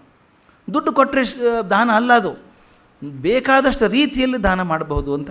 ಅದಕ್ಕೆ ಹೇಳ್ತಾರೆ, ಹಣ ಒಂದು ಸಣ್ಣ ಕಾರಣ ಅಷ್ಟೇ ದಾನ ಮಾಡೋದಕ್ಕೆ. ನಿಮ್ಮ ಕಡೆ ಇದೇ ಭಗವಂತ ಕೊಟ್ಟಿದ್ದಾನೆ, ಮತ್ತೊಬ್ಬರಿಗೆ ಕೊಡಬೇಕು. DVG ಒಂದು ಘಟನೆಯನ್ನು ದಾಖಲೆ ಮಾಡ್ತಾರೆ. ದಯವಿಟ್ಟು ತಾವು ಜೀವನ ಧರ್ಮ ಓದಿದರೆ ಅದನ್ನು ಮಾರ್ಕ್ ಮಾಡ್ಕೋಬೇಕು. ದಾನದ ವ್ಯಾಖ್ಯೆಯನ್ನು ಬಹುಶಃ DVG ಕೊಟ್ಟಂಥದ್ದು ಯಾರೂ ಕೊಟ್ಟಿಲ್ಲ ಅಂತ ನಾನು ಅಂದ್ಕೊಂಡದ್ದು. ಒಬ್ಬ ಶೆಟ್ರ್ ಮನೆಯದ ಬಗ್ಗೆ ಹೇಳ್ತಾರೆ ಅವರು. ಶ್ರೇಷ್ಠಿಗಳ ಮನೆಯಲ್ಲಿ ದೊಡ್ಡವರು, ಶ್ರೀಮಂತರು, ಸಾಕಷ್ಟು ದಾನ ಮಾಡಿದಂಥವರು. ಅವ್ರ ಹೆಂಡತಿಗೆ ಸುಮಾರು 75 ವರ್ಷ, ಮಕ್ಕಳಿದ್ದಾರೆ, ಸೊಸೆಂದಿರಿದ್ದಾರೆ, ಎಲ್ಲರೂ ಇದ್ದಾರೆ. ಆದರೆ ತಾಯಿ ತಾನೇ ಅಡುಗೆ ಮಾಡಬೇಕು ಎಲ್ಲರಿಗೂ. ಹಠ ಹಾಕಿದ್ರು. ಎಲ್ಲರೂ ಹೇಳಿದಂತೆ, ಯಾಕೆ ಮಾಡ್ತೀಯ ನೀನು, ವಯಸ್ಸಾಗಿದೆ, ಬೇಡ ಅಡುಗೆಯನ್ನು ಇಟ್ಕೊಳ್ಳೋಣ. ಇಲ್ಲ, ನಾನೇ ಮಾಡಬೇಕು ಅಡುಗೆ ಮಾಡೋದು ಅಷ್ಟೇ ಅಲ್ಲ, ನಿಮ್ಗೆ ಗೊತ್ತಿದೆ ನಮ್ಮ ಮನೇಲಿ ಹೆಣ್ಮಕ್ಳು ಹೇಗೆ ಅಂತ. ಎಲ್ರಿಗೂ ಬಡಿ ಸಾಮಾಲ್ತಾ ಊಟ ಮಾಡೋದು. ಗಂಡನಿಗೆ, ಮಕ್ಕಳಿಗೆ, ಸೊಸೆಂದ್ರನ್ನ ಕೂಡಿಸಿ ಊಟಕ್ಕೆ ಹಾಕಿ ಕೊನೆಗೆ ಸುಮಾರು 12:30 ಹೊತ್ತಿಗೆ ತಾನು ಒಲೆ ಬಡಿಸ್ಕೋಬೇಕು. ನನಗಂತೂ ಎಷ್ಟೋ ಸಲ ಬೇರೆ ಸಾಕಷ್ಟು ಸಲ ಓದ್ಬಿಟ್ಟಿದ್ದೇನೆ ಅದನ್ನು. ಆ ಎಲೆ ಹಾಕ್ಕೊಂಡು ಬಡಿಸ್ಕೊಳ್ಬೇಕಂತಾನೆ, ಊಟಕ್ಕೆ ಏನು ಬೇಕು ಅಂತ ಬಡಿಸ್ಕೊಳ್ಬೇಕು. ಎಲ್ಲ ಬಡಿಸ್ಕೊಳ್ಳೋದು ಆದಮೇಲೆ ಮತ್ತೊಂದು ಎಲೆ ತೊಗೊಂಡು ತನ್ನ ಎಲೆಯಲ್ಲಿ ಬಡಿಸ್ಕೊಂಡಿದ್ರಲ್ಲ ಅದರಲ್ಲಿ ಸ್ವಲ್ಪ ತೆಗಿಬೇಕೆಲ್ಲನೂ. ದಿನಾರು ಕೊಡ್ತಾರೆ ಅಂತ ಗೊತ್ತಿಲ್ಲ, ಯಾರೊಬ್ರು ಬಂದೇ ಬರ್ತಿದ್ರು ಮನೆ ಮುಂದೆ, ಅವ್ರಿಗೆ ಕೊಟ್ಟು ಬಂದು ಆಮೇಲೆ ಊಟ ಮಾಡೋದು. ಮಕ್ಕಳು ಹೇಳಿದ್ರು, ಗಂಡ ಹೇಳಿದ್ರು, ಯಾಕಂತ ತೆಗೆದು ಕೊಡ್ತೇವೆ, ಬೇಕಾದಷ್ಟು ಇದೆಯಲ್ಲ, ಇನ್ನು ಅನ್ನ ಬೇಕಾದಷ್ಟು ಇಲ್ವಾ, ಪಲ್ಯ ಇದೆ, ಚಟ್ನಿ ಇದೆ, ಎಲ್ಲ ಇದೆ, ಅದನ್ನು ಬೇರೆ ಹಾಕಿ ಕೊಡಬೇಕು, ಎಲೆಯಲ್ಲಿ ಬಡಿಸ್ಕೊಂಡು ಯಾಕೆ ಕೊಡ್ತೀಯ ನೀನು? ಮಕ್ಕಳು ಹೇಳಿದರು, ಸೊಸೆಂದ್ರು ಹೇಳಿದರು, ಆಕೆ ಹಾಗೆ ಮಾಡೋದು. ಕೊನೆಗೆ ಒತ್ತಾಯ ಮಾಡಿ ಕೇಳಿದಾಗ ಆಕೆ ಹೇಳಿದ್ಲಂತೆ, ಇಲ್ಲಿ ನೋಡಿ, ಉಳಿದಿದೆಯಲ್ಲ ಆ ಅಕ್ಕಿ ನಾನು ಗಳಿಸಿದ್ದಲ್ಲ, ಯಜಮಾನರು ಗಳಿಸಿದ್ದು, ಮಕ್ಕಳು ಗಳಿಸಿದ್ದು, ವ್ಯಾಪಾರದಿಂದ ಗಳಿಸಿದ್ದು ದುಡ್ಡು, ನಂದಲ್ಲ ಅದು. ನಾನು ಅಡುಗೆ ಮಾಡಿ ಶ್ರಮ ಮಾಡ್ತೀನಲ್ಲ, ಪರಿಶ್ರಮದಿಂದ ಅಡುಗೆ ಮಾಡ್ತೀನಲ್ಲ, ಅದರಿಂದ ಎಲೆಯಲ್ಲಿ ಬಡಿಸ್ಕೊಂಡಿದ್ದಿಲ್ಲ, ನಂದದು. ಉಳಿದದ್ದು ನಂದಲ್ಲ. ನನಗೋಸ್ಕರ ಅಂತ ನನ್ನ ದೇಹಕ್ಕೆ ಬೇಕು ಅಂತ ಬಡಿಸ್ಕೊಂಡಿದ್ದಿಲ್ಲ, ಅದು ಮಾತ್ರ ನಂದು. ಅದರೊಳಗಿನ ತೆಗೆದು ಕೊಟ್ಟರೆ ಮಾತ್ರ ದಾನ, ಉಳಿದದ್ದು ಕೊಟ್ಟರೆ ದಾನ ಅಲ್ಲ. ಅದು ನಾಟ್ ಆನ್ ಎಕ್ಸ್ಟ್ರಾ ಥಿಂಗ್. ನಂದು ಅಂತ ಇಟ್ಕೊಂಡದ್ದು ಕೊಡಬೇಕಾಗತ್ತಲ್ಲ, ಅದು ದಾನ ಅಂತ. ದುಡ್ಡೇ ಅಲ್ಲ, ವಸ್ತು ಕೊಡ್ಬೋದು. ಇನ್ನೊಂದು ಕೆಲವು ಹೇಳ್ತಾ ಹೋಗ್ತಾರೆ ಭಾಳ ಚಂದ, ಅಂದರೆ ನಿಮಗೇನೂ ಕೊಡೋಕ್ಕಿಲ್ವ, ಸಮಯ ಕೊಡೋಕ್ಕಾಗಲ್ವ ಒಂದು ನಿಮಿಷ, ಒಂದು ಸಮಯ, ಯಾವುದೋ ಒಂದು ಕೆಲಸಕ್ಕೆ ಸಮಯ ಬೇಕು, ಅರ್ಧ ಗಂಟೆ ಟೈಮ್ ಕೊಡ್ತೀನಪ್ಪ ನಿಮಗೆ, ಒಂದು ಸಮಾಜ ಕಾರ್ಯಕ್ಕೆ 2 ತಾಸು ಕೊಡ್ತೀನಿ ದಿನಾಲೂ ನಾನು. ಆದರೆ ಕೆಲವೊಂದು ಸಲ ನಾವು ಸಮಾಜ ಕಾರ್ಯಕ್ಕೆ ಟೈಮೇ ಇರೋಲ್ಲ, ನಮಗೆ ಆಗೋದಿಲ್ಲ ಟೈಮ್. ಒಂದು ಭಾಳ ಚಂದದ ಘಟನೆ ಇದೆ. ಹಿರಿಯ ನಾಗರಿಕರು ಅಂತ ಇರ್ತಾರಲ್ಲ, ರಿಟೈರ್ ಆದಮೇಲೆ ಏನು ಮಾಡಬೇಕು ಅಂತ ಸೊಸೈಟಿ ಮಾಡ್ಕೊಂಡಿದ್ರಂತೆ, ಒಂದು ಸಂಘ ಮಾಡ್ಕೊಂಡಿದ್ರು. ಸಂಘ ಮಾಡ್ಕೊಂಡು ದಿನ ಸಾಯಂಕಾಲ ಕೊಡೋದು, ಸಮಾಜಕ್ಕೆ ಏನೇನು ಮಾಡಬೇಕು ಕೆಲಸ ಅಂಥೇಳಿ ಎಲ್ಲ ಮಾಡೋರು. ಅದಕ್ಕೊಬ್ಬ ಸೆಕ್ರೆಟ್ರಿ, ಸಂಗಪ್ಪ ಅಂತ ಒಬ್ಬ ಸೆಕ್ರೆಟ್ರಿ ಅಧ್ಯಕ್ಷರಿದ್ದರು. ಸಂಗಪ್ಪ ತುಂಬ ಮುತುವರ್ಜಿಯಿಂದ ದಕ್ಷತೆಯಿಂದ ಕೆಲಸ ಮಾಡಿ ಏನೇನು ಬೇಕು ಆ ಊರಿಗೆ ನೋಡ್ಕೋ, ಲೈಟ್ ಇಲ್ಲ ಮುನ್ಸಿಪಾಲ್ಟಿಗೆ ಲೆಟ್ರ್ ಬರೋದು, ಇಲ್ಲಿ ನೀರು ಬಂದಿಲ್ಲ ಕೆಲಸ ಮಾಡಬೇಕು, ಅಲ್ಲಿ ರಸ್ತೆ ತೆಗ್ಗಾಗಿದೆ ಕಾರ್ಪೊರೇಷನ್ಗೆ ಹೋಗಿ ಬರೋದು, ಹಿಂಗೆಲ್ಲ ಕೆಲಸ ಮಾಡ್ತಾಯಿದ್ರು. ಒಂದು ದಿವಸ ಸಂಗಪ್ಪ ಬರಲಿಲ್ಲ ಸಂಘಕ್ಕೆ. ಯಾಕೆ ಬರಲಿಲ್ಲ ಅಂತ ಅಧ್ಯಕ್ಷರಿಗೆ ಕೇಳಿದರು. ಏನೋ ಗೊತ್ತಾಗಿಲ್ಲ, ಹುಷಾರಿರಲಿಕ್ಕಿಲ್ಲ ಅಂದರು. 4 ದಿವಸ ಆಯಿತು, 8 ದಿವಸ ಆಯಿತು, ಸಂಗಪ್ಪ ಬರಲೇ ಇಲ್ಲ. 15 ದಿವಸ ಆದರೂ ಬರಲಿಲ್ಲ. ಅಧ್ಯಕ್ಷರು ನೋಡ್ಕೊಂಬನ್ರ, ಮನೆಗೆ ಹೋಗಿ ಏನಾಗಿದೆ ನೋಡ್ಕೊಂಬನ್ನಿ ಅಂತ. ನೋಡ್ಕೊಂಬಂದು ಕೆಲವು ಸ್ನೇಹಿತರು ಬಂದು ಹೇಳಿದ್ರಂತೆ, ಇಲ್ಲ ಆತ ಬರಲ್ಲಂತೆ, ಸಂಘಕ್ಕೆ ಬರಲ್ಲಂತೆ, ನಾವು ಆಸಕ್ತಿ ಇಲ್ಲಂತೆ, ಬರಲ್ಲ ಅಂತ. ಯಾಕೆ ಏನೋ ಗೊತ್ತಿಲ್ಲ, ಬೇಜಾರಾದಂಗಿದೆ, ಬರಲ್ಲ ಅವನು, ಬೇಡ ಬಿಡಿ ಅಂದರು. ಸಂಗಪ್ಪ ಮನೆಯಲ್ಲಿದ್ದಾರೆ. ಒಂದು ದಿವಸ ಮಧ್ಯಾಹ್ನ, ಡಿಸೆಂಬರ್ ತಿಂಗಳು, ಚಳಿ ವಿಪರೀತ ಚಳಿ ಇದೆ. ಸಾಯಂಕಾಲ ಹೊತ್ತಿಗೆ ಅಧ್ಯಕ್ಷರ ಮನೆಗೆ ಹೋದರು.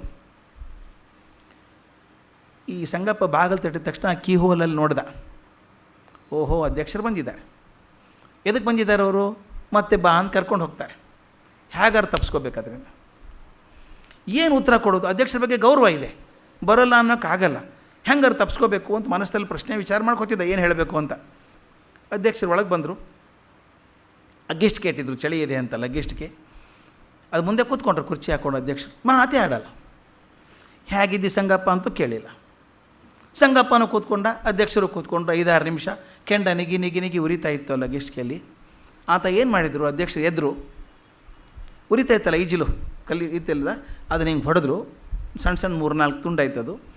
ಒಂದು ಇಲ್ಲಿ ಉರಿತಾ ಇತ್ತಲ್ಲ ಕೆಂಡ, ಅದನ್ನು ತೆಗೆದು ದಂಡೆಗೆ ಇಟ್ಬಿಟ್ರು, ಸೈಡಿಗೆ ಇಟ್ಬಿಟ್ರು. ಮತ್ತು ಬಂದು ಕುರ್ಚಿಯಲ್ಲಿ ಕೂತ್ಕೊಂಡ್ರು, ಮಾತೇ ಇಲ್ಲ. ಒಂದು 8-10 ನಿಮಿಷ ಆದಮೇಲೆ, ನಾ ಬರ್ತೀನಿ ಸಂಗಪ್ಪ ಇನ್ನ ಅಂತ ಎದ್ದು ಹೊರಟ್ರು. ಸಂಗಪ್ಪ ಗೇಟ್ ಅವ್ರಿಗೆ ಕಳ್ಸೋಕೆ ಬಂದ. ಹೊರಡುವಾಗ ಹೇಳಿದಂತೆ, ನಾಳೆಯಿಂದ ಬರ್ತೀನಿ ಸರ್ ಸಂಘಕ್ಕೆ ಅಂದ. ಬನ್ನಿ ನಾಳೆ ಬನ್ನಿ ಅಂದರು. ಯಾಕೆ ಸಂಗಪ್ಪ ಮನಸ್ಸು ಬದಲಾಯಿಸಿದ್ರಿ ಅಂತ ಅಧ್ಯಕ್ಷರು ಕೇಳಿದ್ರಂತೆ. ನೀವು ಉತ್ತರ ಕೊಟ್ಬಿಟ್ರಲ್ಲ ಸರ್ ಅದಕ್ಕೆ ಅಂದ. ಏನು ಉತ್ತರ? ಆ ಸಂಗಪ್ಪ ಹೇಳ್ತಾನೆ, ನನಗೆ ಅರ್ಥ ಆಯಿತು, ಯಾವಾಗ ಇದ್ದಿಲು ಒಂದಾಗಿ ದೊಡ್ಡದಾಗಿತ್ತೋ ದಗ ಉರಿದು ಬೆಳಕು ಕೊಡ್ತಾಯಿತ್ತು, ಬಿಸಿ ಶಾಖ ಕೊಡ್ತಾಯಿತ್ತು. ಅದನ್ನು ಒಡೆದು ತೆಗೆದು ಪಕ್ಕಕ್ಕೆ ಇಟ್ಬಿಟ್ನಲ್ಲ, ಕಪ್ಪಾಗಿ ಇಜ್ಲಾಗ್ಬಿಡ್ತು. ನಾನು ಸಮಾಜದಲ್ಲಿ ಒಟ್ಟಾಗಿ ದುಡಿದ್ರೆ ನಾನು ನಿಗಿ ಕೆಂಡದ ಹಾಗೆ ಬೆಳಕನ್ನು ಕೊಡ್ಬೋದು, ಶಕ್ತಿಯನ್ನು ಕೊಡ್ಬೋದು. ಒಬ್ಬನೇ ಹೊರಗೆ ನಿಂತ್ಕೊಂಡ್ರೆ ಈಜಲಾಗಿ ಹೋಗ್ತೀನಿ ಅಂತ ಗೊತ್ತಾಯಿತು, ಅದಕ್ಕೆ ನಾಳೆಯಿಂದ ಬರ್ತೀನಿ ಅಂದಂತೆ. ಇದು ಸಮಯ ಕೊಡಬೇಕಾದ, ಇನ್ನೇನೂ ಕೊಡಬೇಕಾಗಿಲ್ಲ. ಸಮಯ ಕೊಡೋಕ್ಕಾಗತ್ತಾ? ಅದು ಕೊಡ್ಬೋದು. ಸಮಯನೂ ಕೊಡೋಕ್ಕಾಗಲ್ಲ ಅಂತ ತಿಳ್ಕೊಳ್ಳಿ, ಒಂದು ಒಳ್ಳೆ ಮಾತು, ಪ್ರೀತಿ ಮಾತು, ಅದು ಕೊಡೋ ಟೈಮ್ ಇಲ್ಲ ನಮಗೀಗ. ಅಮ್ಮಗೆ ಹೇಳಿ ಹೋಗಲ್ಲ ನಾವು ಬರಬೇಕಾದ್ರೆ. ನಾನು ಕಾಲೇಜ್ ಇದ್ದಾಗ ಸ್ಟೂಡೆಂಟ್ಸ್ಗೆ ಹೇಳ್ತಾ ಇದ್ದೆ, ನಾನು ಡಬ್ಬ ತೊಗೊಂಡು ಬರ್ತಾರೆ ಹುಡುಗರು ಕಾಲೇಜಿಗೆಲ್ಲ ಊಟಕ್ಕೆ ಬರಬೇಕಾದ್ರೆ. ಅಮ್ಮ ಮೊಸರನ್ನು ಹಾಕ್ಕೊಟ್ಟಿರ್ತಾರೆ. ಮನೆಗೆ ಹೋಗಿ ಕೂಗಾಡೋದು, ಏನಮ್ಮ ಉಪ್ಪೆ ಹಾಕಿಲ್ಲ, ಹೆಂಗೆ ತಿನ್ನೋದು ಅದನ್ನು ಅಂತ ಕೂಗಾಡೋದು. ನನ್ನ ಮಕ್ಕಳಿಗೆ ಹೇಳ್ತಾ ಇದ್ದೆ, ದಯವಿಟ್ಟು ಕೂಗಾಡಬೇಡಿ.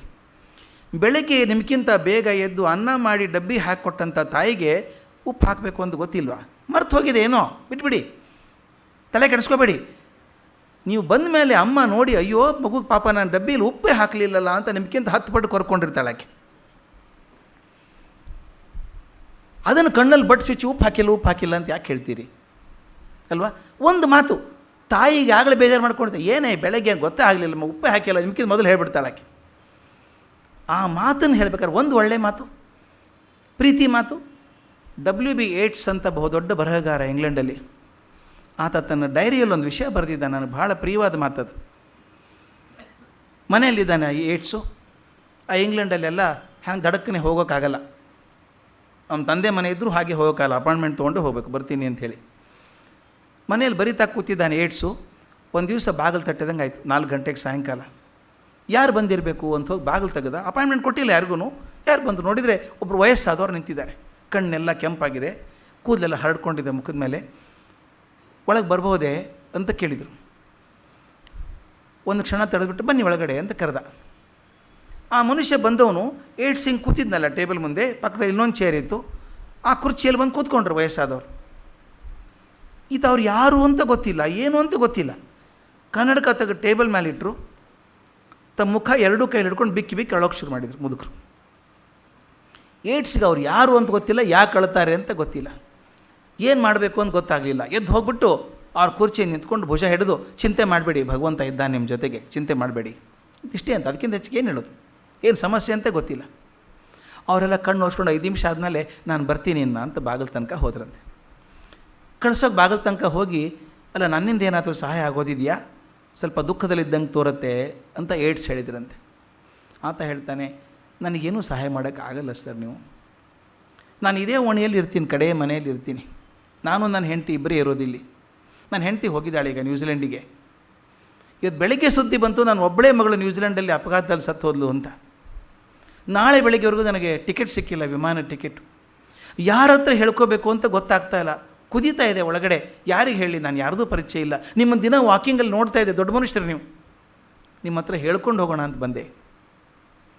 ನೀವಾಗಲೂ ನಾನು ತುಂಬ ಉಪಕಾರ ಮಾಡಿದ್ದೀರಿ ಅಂದರು. ಏನು ಮಾಡಿದೆ ನಾನು? ಚಿಂತೆ ಮಾಡಬೇಡಿ, ಭಗವಂತ ಇದ್ದಾನೆ ಅಂದ್ರಲ್ಲ, ಸಾಕು ನನಗಿಷ್ಟು. ಏಡ್ಸ್ ಬರೀತಾರೆ, ನಮಗೆ ಕೆಲವು ಭ್ರಮೆಗಳಿದ್ದಾವೆ, ಜನ ನಮ್ಮ ಕಡೆ ಬಂದರೆ ಏನಾದರೂ ಅಪೇಕ್ಷೆ ಮಾಡ್ಕೊಂಬರ್ತಾರೆ ಅಂತ ತಿಳ್ಕೊಂಡಿರ್ತೀವಿ. ಅಯ್ಯೋ ಬಂದಪ್ಪ ಮತ್ತೇನೋ ಕೇಳ್ತಾನೆ ಇವನು ಅಂತ ಅಂದ್ಕೊಂಡಿರ್ತೀವಿ. ಬಹಳಷ್ಟು ಜನ ನಿಮ್ಮನ್ನು ಏನೂ ಕೇಳೋಕ್ಕೆ ಬರಲ್ಲ, ಅವರು ಅಳುವಾಗ ಒಂದು ಭುಜ ಆಗ್ರಿ ಅಂತ ಕೇಳ್ತಾರೆ ಅಷ್ಟೇ. B A shoulder for A crying head. ಸ್ವಲ್ಪ ನೋವಾದಾಗ ಬಂದಾಗ ಒಂದು ಸಾಂತ್ವನದ ಮಾತು, ಒಂದು ಪ್ರೀತಿ ಮಾತು ಹೇಳಿದರೆ ಸಾಕು, ಬಹುದೊಡ್ಡ ಕಾಣಿಕೆ ಕೊಟ್ಟ ಹಾಗಾಗತ್ತೆ. ನನ್ನ ನೆನಪಿದೆ, ಎಷ್ಟೋ ಜನಕ್ಕೆ ಒಂದು ಆ ಸರಿಯಾದ ಸಮಯಕ್ಕೆ ಸಿಕ್ಕಂಥ ಮಾತು ಜೀವದ ದಿಕ್ಕನ್ನು ಬದಲಾಯಿಸಿಬಿಡ್ತದೆ. ಆದ್ದರಿಂದ ಆ ಒಳ್ಳೆ ಮಾತು ಅದು ಕೂಡ ದಾನನೇ. ಇನ್ನು ಕೆಲವನ್ನ ಪ್ರೋತ್ಸಾಹದ ಮಾತುಗಳನ್ನು ಮಾಡ್ಬೋದು. ಸಣ್ಣ ಸಣ್ಣ ಮಕ್ಕಳಿಗೆ ಒಂದು ಪ್ರೋತ್ಸಾಹದ ಮಾತು ಕೊಟ್ಟರೆ ಆಗುತ್ತೆ. ಒಬ್ಬ ಡಾಂಟೆ ರೋಸೆಟ್ಟಿ ಅಂತ ಮನುಷ್ಯ ಇದ್ದ. ಕಲೆಯಲ್ಲಿ ಆಸಕ್ತಿ ಇರೋರಿಗೆ ಹೆಸರು ಗೊತ್ತಿರುತ್ತೆ. He was one of the greatest painters of the Italian Renaissance period. Italy ಒಳಗೆ ಅತ್ಯಂತ ಬಹುದೊಡ್ಡ ಒಂದು ಲೆಜೆಂಡಾಗಿ ಹೋದ, ಬದುಕಿದಾಗ ದಂತಕಥೆ ಆದಂಥ ಮನುಷ್ಯ ಡಾಂಟೆ ರೋಸೆಟ್ಟಿ ಅಂತ. ಅವನೊಂದು ಕಡೆ ಬರೀತಾನೆ, ಅದ್ಭುತ ಕಥನೆ ಬರೀತಾನೆ. ಅವನು ಎಷ್ಟರ ಮಟ್ಟಿಗೆ ದೊಡ್ಡವನಾಗಿದ್ದ ಅಂದರೆ ಅವ್ನು ನೋಡೋದು ಸಾಧ್ಯ ಇಲ್ಲ. ಅವ್ನು ನೋಡಬೇಕು ಅಂತ ಕ್ಯೂ ಅಪಾಯಿಂಟ್ಮೆಂಟ್ ಆಗಿರ್ಬೇಕು, ಆ ಥರ ಇರೋದು. ಒಂದು ಸಲ ಅವ್ನು ಯಾವುದೋ ಒಂದು ಕಡೆ ಲೆಕ್ಚರಿಗೆ ಹೋಗಬೇಕಾಗಿತ್ತು, ರೆಡಿ ಆಗ್ತಾ ಇದ್ದಾನೆ ಹೊರಡಬೇಕು ಅಂತ. ಅವನು ಸೆಕ್ರೆಟ್ರಿ ಬಂದು ಹೇಳಿದಂತೆ, ಸರ್ ಇನ್ನೊಂದು 10 ನಿಮಿಷ ಇದೆ ಹೊರಡೋದಕ್ಕೆ, ಒಬ್ಬ ಮನುಷ್ಯ ಬಂದಿದ್ದಾನೆ, ಅವ್ನು ನೋಡ್ತೀರಾ ಸ್ವಲ್ಪ ಅಂತ ಕೇಳಿದಂತೆ. ಯಾಕಪ್ಪಕ್ಕ ಅಪಾಯಿಂಟ್ಮೆಂಟ್ ಕೊಟ್ಟೆ ನೀನು ಅಂತ. ಇಲ್ಲ ಸರ್, ಅವನು 6 ತಿಂಗಳಿಂದ ಬರ್ತಾಯಿದ್ದಾನೆ, 5 ನಿಮಿಷ ನಿಮ್ಮನ್ನು ನೋಡಬೇಕು ಅಂತಾನೆ. ಟೈಮ್ ಆಗಿರಲಿಲ್ಲ, 10 ನಿಮಿಷ ಟೈಮ್ ಇದೆ, ಒಂದು 5 ನಿಮಿಷ ಪಾಪ ತೃಪ್ತಿ ಆಗುತ್ತೆ ಅವನಿಗೆ. ಏನವನು ಏನು ಗೊತ್ತಿಲ್ಲ ಸರ್, ಸುಮಾರು 50 ವರ್ಷದ ಮನುಷ್ಯ ಅನಿಸುತ್ತೆ, ಏನೋ ನಿಮ್ಮ ಹತ್ರ ಮಾತಾಡ್ಬೇಕು, 5 ನಿಮಿಷ ಅಂತಾನೆ. ಅವನು ಹೇಳು 5 ನಿಮಿಷ ಮಾತ್ರ, ಒಳಗೆ ಕಳಿಸು ಅಂತ ಹೇಳು. ಆ ಮನುಷ್ಯ ಬಂದ, ಡಾಂಟೆ ರೋಸೆಟ್ಟಿ ಕೈ ಮುಗಿದು ಹೇಳಿದ, ಸ್ವಾಮಿ ನನಗೆ ಗೊತ್ತು ಅಪಾಯಿಂಟ್ಮೆಂಟ್ ಸಿಗ್ತಾ ಇಲ್ಲ, ಒಂದು ಉಪಕಾರ ಆಗ್ಬೇಕು ನಿಮ್ಮಿಂದ ಅಂದ. ಏನು? ತನ್ನ ಕೈಯಲ್ಲಿ ಒಂದು ಚೀಲ ಇತ್ತಲ್ಲ, ಒಂದು ಚೀಲ ತೆಗೆದ, ಅದು ಒಂದು ಫೋಲ್ಡರ್ ಇತ್ತು, ತೆಗೆದು ಇದು 4-5 ಪೇಂಟಿಂಗ್ ಇದೆ, ದಯವಿಟ್ಟು ತಾವು ನೋಡಿ ತಮ್ಮ ಅಭಿಪ್ರಾಯ ಹೇಳ್ತೀರಾ ಅಂತ ಕೇಳ್ದ. ಡಾಂಟೆ ರೋಸೆಟ್ಟಿ ಕೇಳಬೇಕಾದ್ರೆ ಧೈರ್ಯ ಬೇಕು, ಕೊಟ್ಟ. ಡಾಂಟೆ ರೋಸೆಟ್ಟಿ ಮುಖದ ಮೇಲೆ ಅಸಮಾಧಾನ ಕಾಣಿಸ್ತು. ಏನು ಯಾರೋ ಒಂದು ಪೇಂಟಿಂಗ್ ಒಪಿನಿಯನ್ ಕೇಳ್ತಾ ಇರಲ್ಲ, ತೊಗೊಂಡ, ನಿಂತ್ಕೊಂಡೇ ಇದ್ದ, ಇನ್ನೂ ಅವನು ಕಳಿಸ್ಬೇಕು ಅಂಥೇಳಿ ನೋಡ್ದ. ಆರ್ಡಿನರಿ ಪೇಂಟಿಂಗ್ಸ್, ಅದ್ರಾಗೇನು ವಿಶೇಷ ಏನಿಲ್ಲ, ಅದರೊಳಗೆ ಸಣ್ಣ ಸಣ್ಣ ಮಕ್ಕಳು ತೆಗೆದಂಗೆ ಇತ್ತದು. ಓಕೆ, ಇಲ್ಲ ಅಂತ ಚೆನ್ನ ಕೆಟ್ಟಾಗಿದೆ ಅಂತ ಯಾಕೆ ಹೇಳಬೇಕು, ಪರವಾಗಿಲ್ಲ, ಆದರೂ ತುಂಬ ಪರಿಶ್ರಮ ಬೇಕು, ತುಂಬ ಪರಿಶ್ರಮ ಬೇಕು, ಹಾಂ ತೊಗೊಳ್ಳಿ ಕೊಟ್ಟ. 1 ನಿಮಿಷದಲ್ಲಿ ಕೊಟ್ಬಿಟ್ಟ. ಆ ಮನುಷ್ಯ ಮತ್ತೆ ಕೈ ಮುಗಿದು ಹೇಳ್ದ, ಸರ್ ಬೇಜಾರು ಮಾಡ್ಕೋಬೇಡಿ, ಇನ್ನೊಂದು ಸೆಟ್ ಇದೆ ಪೇಂಟಿಂಗ್. ಮತ್ತೊಂದು ತೆಗೆದ, ಈ ಫೋಲ್ಡರ್ ನೋಡಿ ದಯವಿಟ್ಟು, 4 ಪೇಂಟಿಂಗ್ ಇದೆ, ಅದು ಹೇಗಿದೆ ಹೇಳಿ ಅಂತ.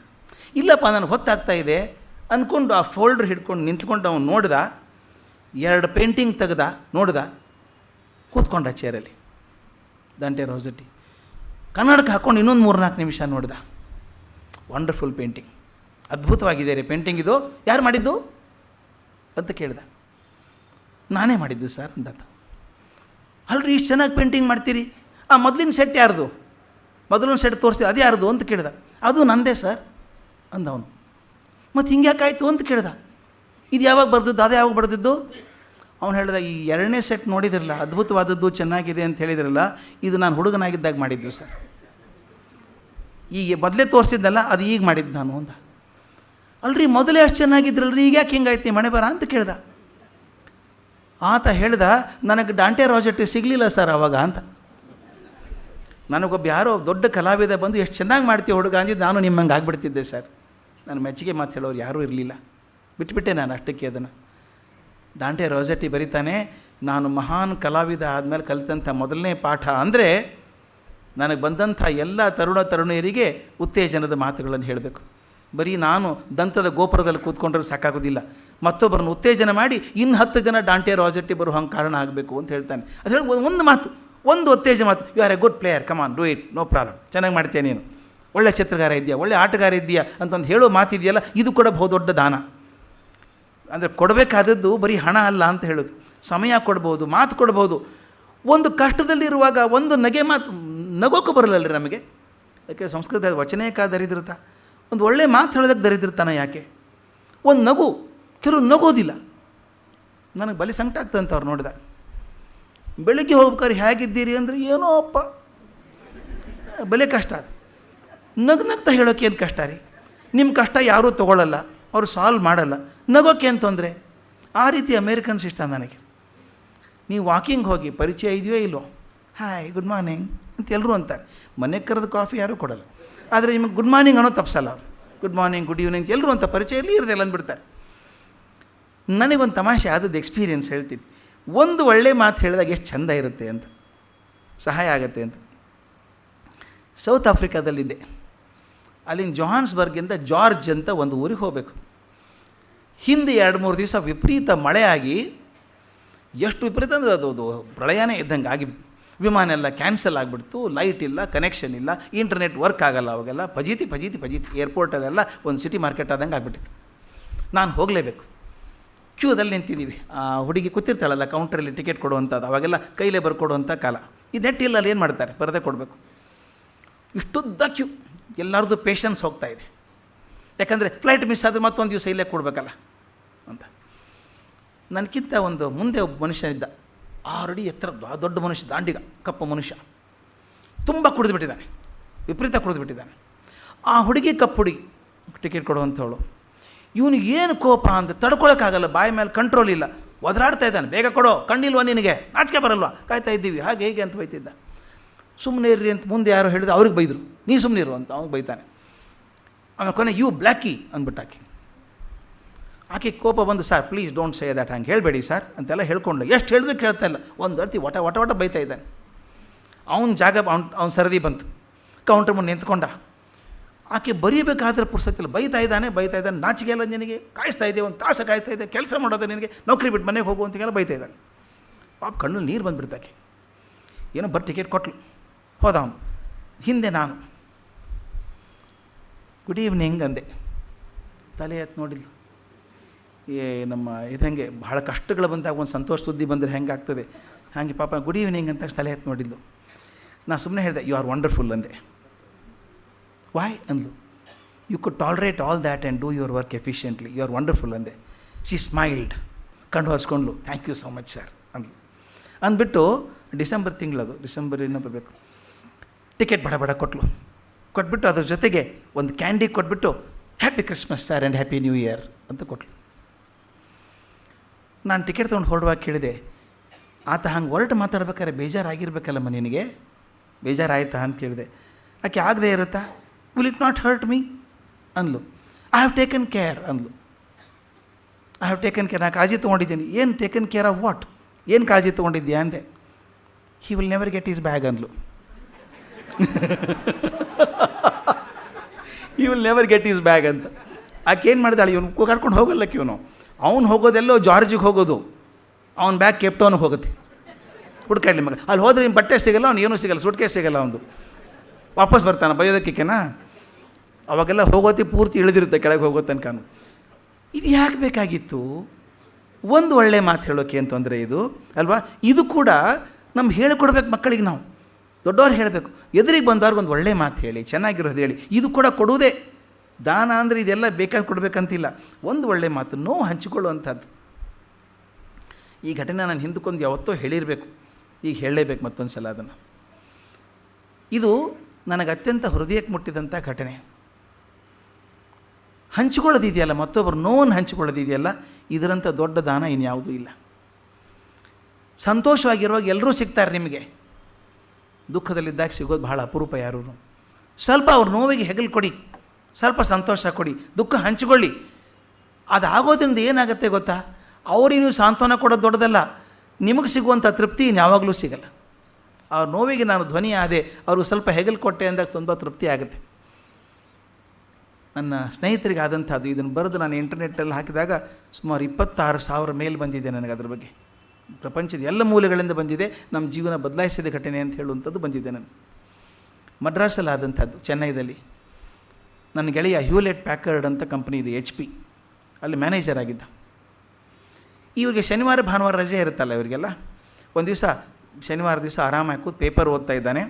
ಅವನ ಹೆಂಡ್ತಿ ಬಂದಳು, ಎಷ್ಟು ಪೇಪರ್ ಓದ್ತೀರಿ, ಸಾಕು ಮಾಡಿರಿ ನಾ, ನೋಡಿರಿ ನಿಮ್ಮ ಮುದ್ದಿನ ಮಗಳು ಏನು ಮಾಡ್ತಾಳೆ. ಎಲ್ಲರ ಮನೆಯಲ್ಲಿ ಆಗೋದಿದೆ. ಇನ್ನು ಮನೆಯಲ್ಲಿ ಮಕ್ಕಳು ಏನಾದರೂ ಒಳ್ಳೆಯ ಕೆಲಸ ಮಾಡಿದಾಗ ಅಪ್ಪ ಅಮ್ಮ ನನ್ನ ಮಗ ನನ್ನ ಮಗಳು ಅಂತ ಹೆಮ್ಮೆ ಅಂತ ಹೇಳ್ಕೊತೀವಿ. ಅದೇನೋ ತಪ್ಪಾದರೆ ನೋಡಿ ನಿನ್ನ ಮಗ ಏನು ಮಾಡಿದ್ದಾನೆ, ನಿನ್ನ ಮಗ ನಿಮ್ಮ ಮಗಳು ಅಂತ ಬಂದರೆ ಏನೋ ತಕರಾರು ಇದೆ ಅಂತ ಗ್ಯಾರಂಟಿ. ಹೆಂಡ್ತಿ ಬಂದು ನೋಡಿ ನಿಮ್ಮ ಮುದ್ದಿನ ಮಗಳು ಅಂದಲ್ಲ, ಆ ಪೇಪರ್ ಇಟ್ಟು ನೋಡ್ದ. ಪುಟ್ಟ ಹುಡುಗಿ, 6 ವರ್ಷದ ಹುಡುಗಿ, ಅಳ್ತಾ ಇತ್ತು. ಅದು ಯಾಕೆ ಅಳ್ತಾ ಇದ್ದಾಳೆ ಅಂತ ನೋಡಿದ, ಗೊತ್ತಾಯ್ತು, ತಕ್ಷಣ ಗೊತ್ತಾಯ್ತು ಅವನಿಗೆ. ಏನಾಗಿತ್ತು ಅಂದರೆ, ಅಮ್ಮ ಮಗಳಿಗೆ ಮೊಸರನ್ನ ತಿನ್ನು ಅಂತ ಒತ್ತಾಯ ಮಾಡ್ತಿದ್ದಾಳೆ. ಆ ಮಗುಗೆ ಮೊಸರನ್ನ ಕಂಡ್ರೆ ಆಗಲ್ಲ, ಬೇಡ ಅಂತ, ಅದು ತಿನ್ನು ಅಂತ ಅಮ್ಮ. ಆ ಟಗ್ ಆಫ್ ವಾರ್ ಆಗಿಬಿಟ್ಟಿದೆ ಅಲ್ಲಿ. ಅದು ಅಳ್ತಾ ಇತ್ತು ಮಗು. ಅಪ್ಪ ಪೇಪರ್ ಕೆಳಗಿಟ್ಟ, ಹೋಗಿ ಮಗು ಪಕ್ಕದಲ್ಲಿ ಕೂತ್ಕೊಂಡ. ಆಕೆ ಭುಜದ ಮೇಲೆ ಕೈ ಹಾಕಿಬಿಟ್ಟು, ಅಮ್ಮ ನನಗೋಸ್ಕರ ಒಂದು 2 ಚಮಚ ತಿಂದ್ಬಿಡಮ್ಮ, ನೀ ತಿಂದೆ ಹೋದರೆ ನಿಮ್ಮಮ್ಮ ನಾನು ಬೈತಾಳೆ. ಮಗು ಅಪ್ಪನ ನೋಡ್ತು, ಅಪ್ಪ 2 ಚಮಚ ಅಲ್ಲ, ಪೂರ್ತಿ ಬಾಟ್ಲು ಅನ್ನ ತಿಂದುಬಿಡ್ತೀನಿ, ಅದನ್ನ ಕೇಳಿದ್ದು ಕೊಡಿಸ್ತೀಯಾ? ಈಗಿನ ಹುಡುಗರು ಭಾಳ ಬುದ್ಧಿವಂತರು, ಎಲ್ಲಿ ಹುಕ್ ಹಾಕಬೇಕು ಅಂತ ಕರೆಕ್ಟ್ ಗೊತ್ತಿರುತ್ತೆ ಅವಾಗೆ. ನಾ ಕೇಳಿದ್ದು ಕೊಡಿಸ್ತೀಯಾ ಅಂದ್ಲು. ಅಪ್ಪ ಭಾರಿ ಮೂಡಲ್ಲಿದ್ನಲ್ಲ, ಕೊಡಿಸ್ತೀನಿ ಮಗಳೇ, ದಾನಶೂರಕರ್ಣ, ಕೊಡ್ತೀನಿ, ಏನು ಬೇಕಾದ್ರು ಕೊಡ್ತೀನಿ, ಏನು ಬೇಕಾದ್ರು ಕೊಡಿಸ್ತೀನಿ ಅಂದ. ಆಕೆ ಗೊತ್ತು ಅಪ್ಪನ ಬರೀ ಮಾತು, ಕೀಲಿ ಕೈ ಇರೋದು ಅಮ್ಮನ ಹತ್ರ ಅಂತ ಗೊತ್ತು. ಆಕೆ ಅಮ್ಮನ ನೋಡಿದ್ಲು. ಅಮ್ಮ ಇನ್ನೂ ಕೋಪದಲ್ಲೇ ಗುರ್ರ ಅಂತ ಇದ್ದರು. ಆಕೆ ಹೇಳಿದ್ಲು, ಅಮ್ಮ ನೀನು ಪ್ರಾಮಿಸ್ ಮಾಡಬೇಕು ಅಂದರೆ ತಿಂತೀನಿ ಅಂತ, ಮೊದಲು ತಿನ್ನು ಆಮೇಲೆ ಕೊಡಿಸ್ತೀನಿ ಅಂತ ಅಮ್ಮ ಅಂದರು. ಮಗು ಕಣ್ಣು ಒರೆಸ್ಕೊಂಡು ಗಬ ಗಬ ಇಡೀ ಬಟ್ಲು ಅನ್ನ ತಿಂತು. ಅಪ್ಪನಿಗೆ ಪಾಪ ಕೆಟ್ಟ ಅನ್ನಿಸ್ತು. ಅವನು ಗೊತ್ತದು ಇಷ್ಟ ಇಲ್ಲ ಪಾಪ, ಅದಕ್ಕೆ ಅದು ಏನೋ ಬೇಕಾಗಿದೆ, ಅದರ ಆಸೆಗೋಸ್ಕರ ತಿಂತಾಯಿದೆ ಅದು. ಮಗು ಪೂರ್ತಿ ತಿಂದು ಕೈ ಬಾಯಿ ತೊಳ್ಕೊಂಡು ನೀರು ಕುಡಿದು ಓಡಿ ಬಂದಳು. ಅಪ್ಪ ಸೋಫಾದಲ್ಲಿ ಕೂತಿದ್ದ. ಆ ಮಗು ಹಾರು ಬಂದು ಅಪ್ಪನ ತೊಡೆ ಮೇಲೆ ಕೂತ್ಕೊಳ್ತು. 5-6 ವರ್ಷದ ಮಗು ಕೂತ್ಕೊಂಡು, ಈ ಮಕ್ಕಳು ತಮಗೇನಾದರೂ ಬೇಕಾದಾಗ ಭಾಳ ಚೆಂದ ಇರ್ತವೆ. ನಮಗೆಲ್ಲ ನೋಡಿದ್ದೀವಿ ಮನೆಯಲ್ಲಿ, ಆಸೆ ಲಂಚಿಗೋರ್ತಾನ ಅಲ್ಲಿಂದ ಶುರು. ಅದು ಏನು ಬೇಕಾದ ಮಾತ್ರ ಏನು ಹೇಳಿದ ಕೆಲಸ ಮಾಡ್ತಾರೆ. ಬಂದು, ಅಪ್ಪ ನಾ ಕೇಳಿದ್ದು ಕೊಡಿಸ್ತೀಯಾ ಅಂತ ಕೇಳಿದ್ಲು. ಅವನು ಎದೆ ದಸಕ್ಕಂಬಿಡ್ತು. ಏನೋ ಉತ್ಸಾಹದಲ್ಲಿ ಗ್ರೀನ್ ಚೆಕ್ ಕೊಟ್ಬಿಟ್ಟಿದ್ದಾನೆ, ಬ್ಲ್ಯಾಂಕ್ ಚೆಕ್ ಕೊಟ್ಟಿದ್ದಾನೆ. ಹೇಳಿದ, ಅಮ್ಮ ನೋಡಮ್ಮ, ನಿಮ್ಮಪ್ಪ ಭಾಳ ಶ್ರೀಮಂತ ಅಲ್ಲ, ಭಾಳ ತುಟ್ಟಿ ಇರೋದು ಕೇಳಬೇಡ, ಸ್ವಲ್ಪ ಚೀಪಾಗಿರೋದು ಏನಾದರೂ ಕೇಳಿ ಕೊಡಿಸ್ತೀನಿ ಅಂದ. ಅಪ್ಪ ಭಾಳ ಚೀಪಿದೆ ಇದು ಒಂದು, ಕೇಳಿ ಮಗಳೇ ಕೊಡಿಸ್ತೀನಿ ಅಂದ. ಆ ಮಗು ಏನು ಮಾಡ್ತು, ಕಾನ್ಷಿಯಸ್ ಆಗಿಬಿಟ್ಲು, ಎಲ್ಲ ನನ್ನೇ ನೋಡ್ತಿದ್ದಾರೆ ಅಂತ. ಇರೋರು ಯಾರು ರೂಮಲ್ಲಿ? ಅಪ್ಪ, ಅಮ್ಮ, ಅಮ್ಮನ ತಾಯಿ, ಅಜ್ಜಿ. ಆ 3 ಜನ ಹಿಂಗೆ ನೋಡ್ತಿದ್ದಾರೆ ಹುಡುಗಿ ಏನು ಕೇಳ್ತಾಳೆ ಅಂತ. ಈ ಹುಡುಗಿ ಅಪ್ಪನ ಕುತ್ತಿಗೆ ಸುತ್ತ ತನ್ನ ಕೈ ಹಾಕಿ ಇನ್ನೂ ಬಿಗಿ ಮಾಡಿ ಅಪ್ಪನ ಕಿವಿ ಹತ್ತಿರ ಬಂದುಬಿಟ್ಟು, ಅಪ್ಪ ನಾಳೆ ಭಾನುವಾರ ಅಲ್ವಾ ಅಂದ್ಲು. ಹೌದು ಮಗಳ, ಚಿಂತೆ ಮಾಡಬೇಡ, ಕೇಳೋ ಕೊಡಿಸ್ತೀನಿ ನಾನು ಅಂದ. ಹಾಗಾದರೆ ನಾಳೆ ನಾನು ಸಲೂನಿಗೆ ಕರ್ಕೊಂಡು ನನ್ನ ತಲೆ ಬೋಳಿಸ್ಕೊಂಬರ್ತೀಯಾ ಅಂದ್ಲು. ಅವನಿಗೆ 230 ವೋಲ್ಟ್ ಸಾಕೆಟಲ್ಲಿ ಬೆರಳು ಹಾಕಿದಂಗೆ ಆಯಿತು. ಆ ಅಮ್ಮ ಅಜ್ಜಿ ನೆಲ ಬಿಟ್ಟು 3 ಅಡಿ ಮೇಲೆ ಹಾರಿದ್ರು. ಛೇ, ಹುಡುಗಿ ತಲೆ ಬೋಳಿಸ್ಕೊಳ್ಳೋದು ಅಸಹ್ಯ, ಅದೇನು ತಲೆ ಬೋಳಿಸ್ಕೊಳ್ಳೋದು ಅದೇಕದು ಅಂತವ್ರು. ನನಗೆ ಬೇಕು ಅಂತ. ಆಗೋಲ್ಲ ಅಂತ ಅಜ್ಜಿ, ಅಮ್ಮ ಆಗೋಲ್ಲ ಅಂದರು. ಆ ಹುಡುಗಿ ಅಪ್ಪನ ಮುಖ ನೋಡಿತು. ಅಪ್ಪ ಇದಾಗಲ್ಲ ಅಂದ. ಯಾಕೆ ತಲೆ ಬೋಳಿಸ್ಕೊತೀಯ ನೀನು? ಅಪ್ಪ ಲಾಜಿಕ್ಕು ರೀಸನ್ ಎಲ್ಲ ಮಾಡ್ಕೊಂಡ. ನೋಡು, ಗುಂಡು ಮುಖ, ಉದ್ದು ಕೂದಲು, ದೊಡ್ಡ ಕಣ್ಣು, ಎಷ್ಟು ಚೆಂದ ಕಾಣುತ್ತಿ ಗೊತ್ತಾ? ತಲೆ ಬೋಳಿಸ್ಕೊಂಡು ಹುಡುಗಿ ಚೆನ್ನಾಗಿ ಕಾಣಿಸ್ತಾ? ಕಾಣಿಸುತ್ತೋ ಇಲ್ಲೋ, ನಾ ಮಾಡಬೇಕು, ತಲೆ ಬೋಳಿಸ್ಕೋಬೇಕು. ಕೊನೆಗೆ ಆಗಲ್ಲ, ಮಾಡಲ್ಲ ಅಂದ. ಆ ಹುಡುಗಿ ಅಳೋಕ್ಕೆ ಶುರು ಮಾಡಿದ್ಲು. ಹತ್ಕೊಂಡು ಹೇಳಿದ್ಲು, ಅಪ್ಪ ನನಗೆ ಹೋದ ವಾರ ಹರಿಶ್ಚಂದ್ರ ಕತೆ ಹೇಳಿದ್ದೆ, ಒಂದು ಸಲ ಮಾತು ಕೊಟ್ಟರೆ ಹಾಗೆ ನಡ್ಕೋಬೇಕು ಅಂತ ಹೇಳಿದ್ದೆ ನೀನು. ಈಗ ತಾನೇ ಮಾತು ಕೊಟ್ಟಿದ್ದೆ, ಕೇಳಿದ್ದು ಕೊಡಿಸ್ತೀನಿ ಅಂತ. ಮತ್ತು ನಾ ಕೇಳಿದ್ದು ಕಾಸ್ಟ್ಲಿ ಇಲ್ಲ, ಚೀಪಾಗಿದೆ. ಅಪ್ಪ ಅಪೋಸಿಷನ್ ಪಾರ್ಟಿ ನೋಡ್ದ, ಹೆಂಡ್ತಿ ಅತ್ತೆ ಇಬ್ಬರನ್ನು ನೋಡಿಬಿಟ್ಟು, ಆತ್ಮಗಳೇ ಕೊಡಿಸ್ತೀನಿ ನಾಳೆ ಅಂದ, ಮಾಡಿಸ್ತೀನಿ ಅಂತ. ಮನೇಲಿ ರಾತ್ರಿ ಕುರುಕ್ಷೇತ್ರ ಆಗಿರಬೇಕು. ಮರುದಿನ ಬೆಳಗ್ಗೆ ಹುಡುಗಿನ ಕರ್ಕೊಂಡು ಹೋದ, ತಲೆ ಬೋಳಿಸ್ಕೊಂಡು ಬಂದ. ಅದ್ರ ಮರುದಿನ ಸೋಮವಾರ ಮಗು ಶಾಲೆಗೆ ಹೋಗಿ ರೆಡಿಯಾಗಿದೆ. ಕಣ್ಮುಂದು ಚಿತ್ರ ಬರಬೇಕು. 6 ವರ್ಷದ ಪುಟ್ಟ ಮಗು, ಒಳ್ಳೆ ಯೂನಿಫಾರ್ಮ್ ಹೊಸದು, ಹೇಗಿಲ್ಗೊಂದು ಬ್ಯಾಕ್ ಪ್ಯಾಕ್, ಈ ಕಡೆ ಒಂದು ವಾಟರ್ ಬಾಟಲ್, ಈ ಕಡೆ ಒಂದು ಟಿಫಿನ್ ಕ್ಯಾರಿಯರ್, ಬೋಳ್ತಲೆ. ಅಪ್ಪ ಕಾರಲ್ಲಿ ಕರ್ಕೊಂಡು ಹೋದ, ಶಾಲೆ ಹತ್ತಿರ ಬಿಟ್ಟ. ಆ ಮಗು ಹೋಗಿ ಗೇಟ್ ಹತ್ರ ನಿಂತ್ಕೊಳ್ತು. ಆಕೆ ನೋಡೋಕ್ಕೆ ಆಗ್ತಾಯಿಲ್ಲ ಅವನಿಗೆ. ಒಳಗೆ ಹೋಗು ಅಂತ ಹೇಳ್ದ.